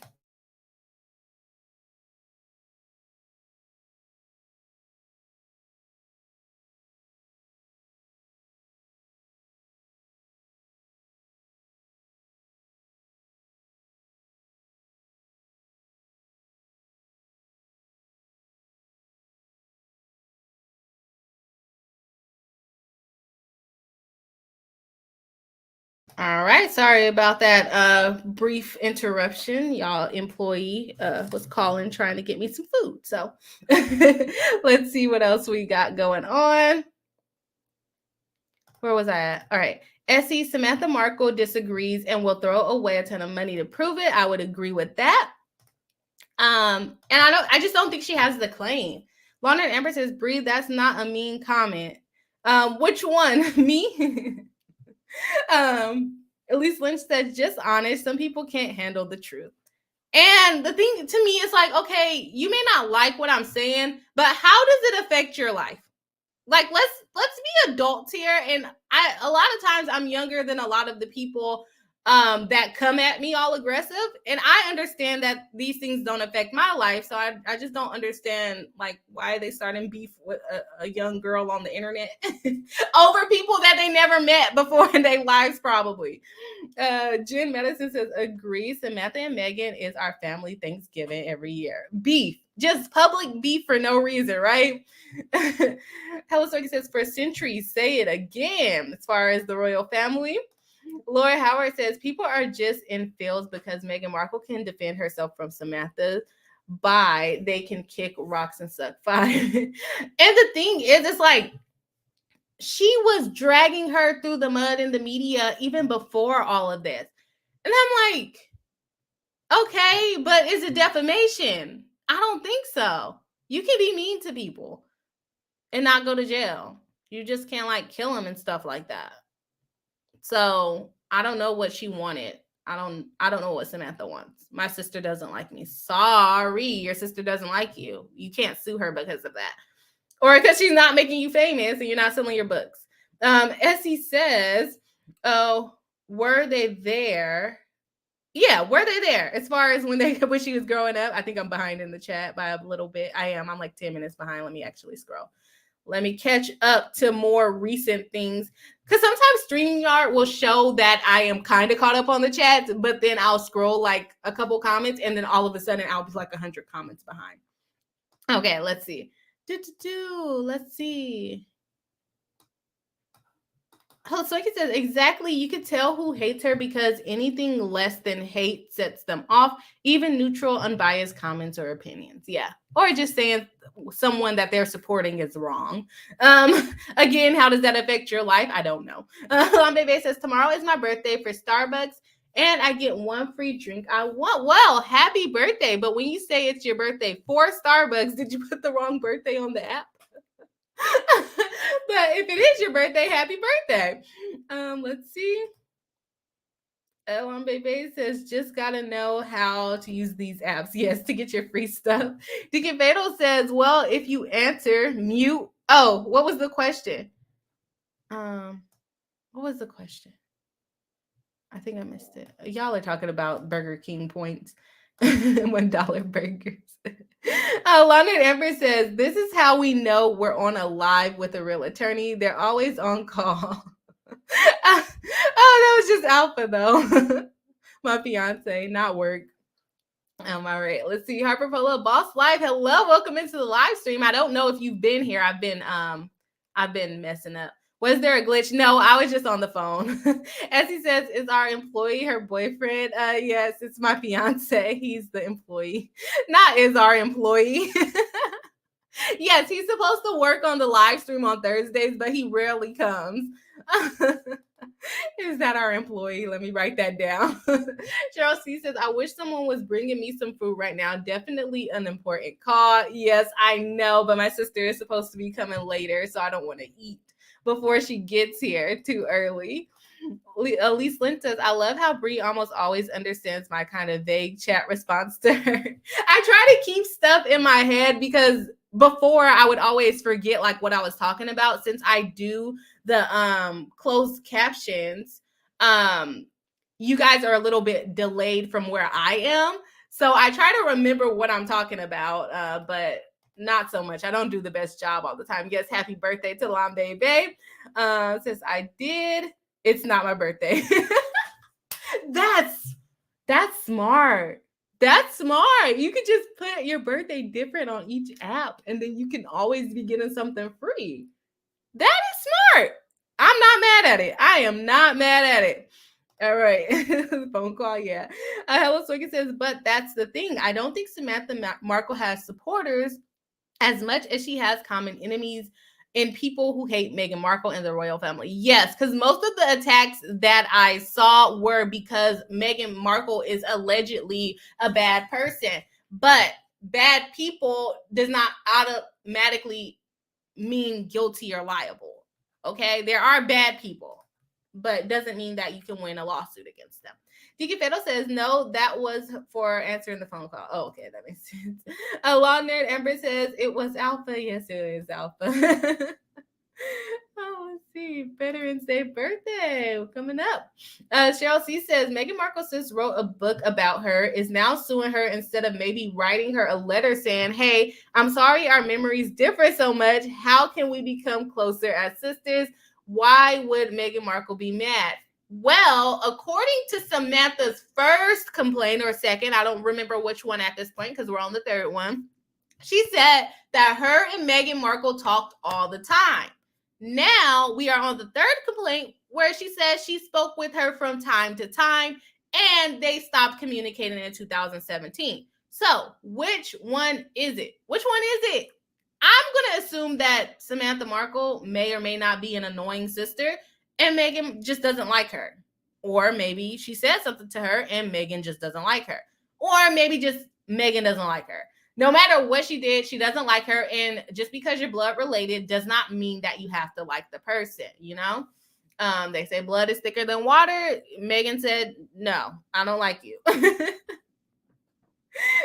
I don't like you. But that's okay. You don't have to like your siblings. You don't have to like your family. All right, Lana Ember says not legal advice. Yes, that is true. This is not legal advice. For the birthday thing. Mom Baby says, consider this my gift to the chat. Call it the birthday hack. That rhymed. That was a good one.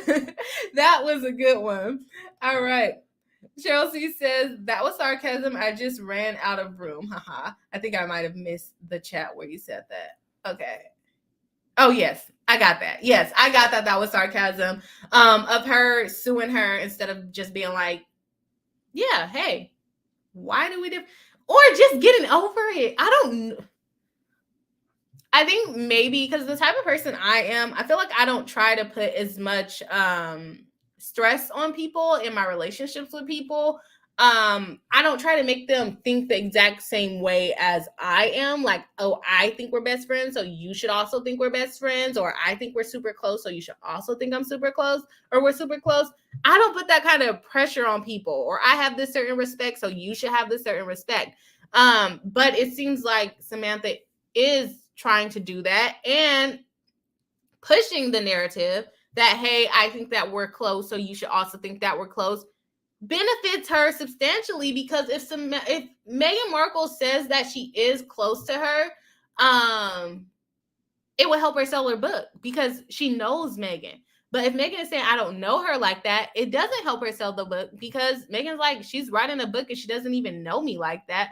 Other thing that can happen is, would she rather Meghan come out and say, hey, yeah, I grew up with her, which she has said, yes, she was there sometimes. I grew up with her, but you know what? She did this thing to me and I didn't like it. Would she prefer for Meghan to do something like this? Or would you rather her just, keep your business quiet about whatever you may or may not have done to her and say that she just doesn't know you? Which one is better at this point? Did she do something to piss Meghan off? Or was she not really that close to her? I don't know if some of you have like relatives that people call and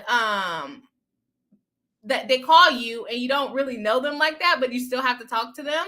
And I'm wondering if they had a situation like that. So yes, let's see. I don't think that chat is going to pop up, but Tanya D has been a member for 10 months. Thank you so much for supporting the channel. Saying, seems like you're finding your voice. Keep up the great job, Bree. Well, thank you very much. I am trying to find my voice. But that's okay. That's okay. I can't get offended by this. This is something that I do on the side for fun. Like, we have fun here. It's not, a make it or break it type of thing. So I'm definitely happy for everyone that comes here and supports me, and I will continue to do it. But I'm not going to let people hurt my feelings on the internet. Let's see. Guys, if you have not already, do hit the like button. We are at 67 likes with 52 people watching live. So if you haven't hit the like button, please do. It definitely helps out the stream. I'm probably going to rant for a little bit longer. We haven't had any people popping up in the back, so I think we're almost done with the stream today. Cheryl C says, that was sarcasm. I just ran out of room. I already read that one. Let's see. And I was pulling up Tanya D because I can't pull up the chat that you posted. Ari says, my father adopted some of his wife's relatives a while ago. Technically, we're siblings, but I don't know them people, and that's okay. They best not sue me. Yep, you are publishing it to a third party of 55 people live and potentially some people on the replay. So hey, you might be liable if they're going by Samantha Markle logic. Not legal advice, right? Hashtag not legal advice. For Ari's adopted siblings, do not sue her, okay? Let's see. Deacon Feddo says, I can't stand when people use the blood is thicker than water quote without using the entire quote. It's just a huge omission. I know there is much more to the quote. I cannot remember what it is, but I know it does not give off the same effect as what people try to use it for. I'll look it up later, though. Let's see. I'm gonna read this. Sorry, Hella Swanky. Y'all go subscribe to Hella Swanky's channel. Go subscribe to her channel. Lambe, hopefully she'll start doing live streams. Lambe says, you should start going live. You're good and I'd watch you. Yes, I agree. You should start going live for sure. Thank you for the membership to Tanya D. Yes, for staying a member for so long. Harvard Polo says, I have an aunt like that just calls you. You don't even know them like that, but you talk to them. And maybe that's how Meghan felt. Like, oh, that's my sister. My dad say I have to be nice to her or something. We don't know what goes through that girl's mind other than what she tells us out loud, which is that she didn't know her. She don't know her like that. That's crazy. That is crazy. I laugh because, like, when you say, oh, we were close, we grew up together, whatever. We talked on the phone all the time. This reminds me, my cousin had a baby shower last year, a couple of months ago. I say a couple of months ago because it was like in September or something. To me, and I'm sure to him, we all grew up together and we all went, me, my sister, and my brother. We went to his baby shower and we're like taking pictures or whatever. And we started taking all like these silly, goofy pictures and we all kind of did the same thing. And when we showed my mom the picture, she's like, oh my gosh, y'all grew up together. Y'all so close, blah, blah, blah. But I don't talk to him on a regular basis. I don't talk to him on a regular basis. When we link up, yes, we have a good time. And I would say, yes, I wouldn't even say we were close growing up. I would say we grew up together, but I would not say we were close growing up because he was a boy and he was 4 years older than me. My brother could probably say they were close growing up, but I can say we grew up together because he was always with us or we was always with him at his house, right? Now, if I said that and he said, I don't know that little girl. That little girl used to just come with my uncle and I don't know her like that. He could very much well say that, right? But he probably wouldn't say that because he invited me somewhere as an adult. Samantha, on the other hand, was not invited to her wedding as an adult. She was not invited to her wedding as an adult. So I think there's just different ways. And maybe I'm just focusing on one of her claims or two of her claims or whatever it might be. But I think there's different ways to measure, like whether you're close to someone or whether you grew up with someone. I think those are two different things, right? And I will accept the fact that if I said that and my cousin said, no, we're not close like that, I would just have to accept it. I'm not going to sue him about it. Be like, yes, look at this picture from when we were 5. I'm not going to sue him about it.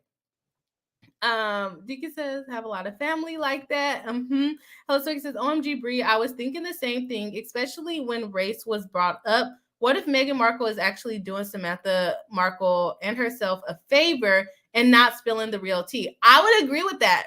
The simple fact that came up on the Netflix documentary, could she be lying? Sure. We are not going to be able to prove it. Let's just put that out there. We are not going to be able to prove it. But I said this in the last stream. A lot of times, especially around that time, because Meghan Markle is 40 years old. And when biracial children were being born into white families at that time, they were not always accepted. They were not always properly cared for. So to me, it wouldn't be a far fetch if Meghan Markle had that experience with that side of her family, even if it wasn't directly her sister. Maybe her sister just didn't defend her against someone in her family that may or may not have been racist. So I agree with you, Hella Swinky. We don't know. We don't know how she grew up. We don't know if she was bullied. We don't know if her family treated her different. We can only go off of what she says because she's the only one that experienced it.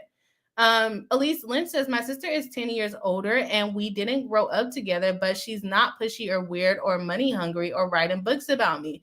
Exactly. And if you said that you guys didn't grow up together, is she going to sue you? Probably not, because she understands she was 10 years older. Witness says, great attitude, Brie. Thank you. Thank you. So you're welcome. Launder Amber says, did this all start because of wedding invites? I feel like the majority of it kind of grew out of the wedding invites. But let the people in my comments cursing me out tell it. they already had beef before that. Or that Meghan was actually slandering her before that. But I don't know. Larnard Amber says, I already read that one. I can't remember what made Samantha Markle so mad that she is now dying on this hill. According to her complaint, which is what we reviewed, it was because even though she was so okay with not being invited to the wedding, someone offered to do an interview with her. She accepted it, and during that interview, she said something wrong, which she did not intend, which was that Meghan had not called her father or seen her father or whatever it was when he had 2 heart attacks. She didn't mean it like that, but they used it against her. And then from that point on, Meghan made it a point to be her enemy. Hello. Hi, everyone. I know, I'm like. Here's y'all employee of the month. I'm going to jump on. He's saying he's going to come get on live stream. Employee of the month. Yeah, so according to her, it was because of something she accidentally said, and then Meghan just was furious against her after that. Now, the people that was mad at me, y'all can say otherwise, but that's what she put in her complaint, so that's what I'm gonna say is the start of it. Hello, how are you? Hi, everyone. Do you know about the Meghan Markle defamation case? No. Okay, here's an earplug. Oh. If someone joins, no one's there, but Okay. If someone joins, you'll be able to hear them. That's what we're talking about because I got cussed out in my comments this week. No. Yeah. Cussing you out. Random people on the internet defending people that they probably don't know. Rebel Jade's Fire says, this reminds me of people who want to be anonymous when they win the lottery. Family come out of the woodwork wanting fame and money. And I don't see that being far-fetched either. Because how do we know Meghan was not treated poorly while she was a child? And then when she became famous, that's when everyone wanted to be her friend. Kind of like, the NFL player who dad left and said that wasn't his kid and never paid child support. And then all of a sudden when he makes it to the NFL, it'd be like, that's my boy. That's my boy. That's my boy. I knew you were going to make it. I always knew you were going to make it. I was at every practice. But if you think about it, what if he stayed and the kid ended up developing another way and not making it to the NFL? Hey. Character development. But that's what this feels like. Like, I knew my boy was going to make it. And we don't know if that happened. We can only go off of what each of them say, and then it will be up to the judge, not the people of the internet, to decide who to believe, right? Cheryl C says the blood of the covenant is thicker than the water of the womb. So the exact opposite meaning than the shortened version. Yes. Okay. Yeah. Because the water part is probably, they're trying to make the water part saying your friend is not as close to you versus, someone who has the same blood as you. Yeah. But when you read it in the actual context is the people that you meet outside and you form that bond with, you have a stronger kind of connection or loyalty to them than your family because, I don't know, maybe you might not like your family. That. I think because the people you pick. Yeah, there are people you pick, and I think sometimes you'll actually get a bond with those people that you probably will never be able to create with your own family. Right. Your family is going to have a certain view of you that they're going to keep. They're going to be like, I remember when you were a kid and this and that, and they don't allow you to change compared to, you can meet someone that they see so much of you and they're so proud of you instead of putting you in a box. So, right. Yeah. Hello Swanky says, I have a cousin or two who swear we're cool because they have conveniently forgotten bullying me when we were kids or think I should just be over it and we should be cool. Kiki, hard pass. Right. That happens for sure. Let's see. Ari says, rather the quote is from a book of medieval fables, not the Bible or anything. Right. It's a pretty good quote still. Yeah, still good, right? Lawnerd Amber says, Bree might sue you now for defamation. Oh, my cousin. Marianne Williams says, I have an aunt. She called twice, once when my mom passed and 5 years later when my dad passed, just to see what she can get. That happens. That happens. And that's the only thing Meghan is really alleging here. And if you're offended by it, you may be the one trying to do that, right? Like, I don't know. Because I'm pretty sure your aunt will be pretty offended if you said that. Say, no. Yeah. I grew up with you, Marianne. Right. I was your closest aunt. You never know. People are crazy. Y'all, we are at 75 likes, only 25 likes away from our 100 like goal for the stream. So if you haven't already, please do hit the like button. It helps us out tremendously. And most important, it makes me happy. That'll make you happy? Yeah, but YouTube-wise. Let's get her to that 100 likes. Okay. Bird Boy says, how close are you with relatives? Different perspective, different experience, not defamation. Agreed. Yeah. I agree with you. Hello Swanky says, this also reminds me of how many transracial adoptees have very different perspectives about their childhood than their parents and or white family members do. They've been speaking up more and more about it. That is true. A lot more people are coming out with stories of that nature as well. Everybody, let's see. Cheryl C says, what's for lunch, Alpha? Fasting. You gonna fast today? I've been fasting today. Chantel says, my half-sister is 14 years older than me. I was definitely raised as an only child. I wish my sister would sue me. We would definitely be fighting. Haha. And they are. And that's what they're doing too. We would be fighting. That is what they are doing. But it's all perspective. I feel like a lot of her complaints are based on perspective and opinion and things that you can't measure, honestly. Yeah. Mary Malarkey says, my favorite MERS employee of the month. Not. That wasn't nice. Damn. Oh, that's okay. I've just been busy lately. She knows I've been busy. Yeah. So. Well, now that you're not so busy, are you going to come back to work? Yeah, I'll come back. Oh, okay. I'll come back. All right. He don't want to see my little YouTube check, but don't want to work. Okay. Alexandra says the bio siblings feel the adopted sibling is lying, not understanding two different people can have two different truths. That's how perspective works. I'm thinking that's similar to what's happening here.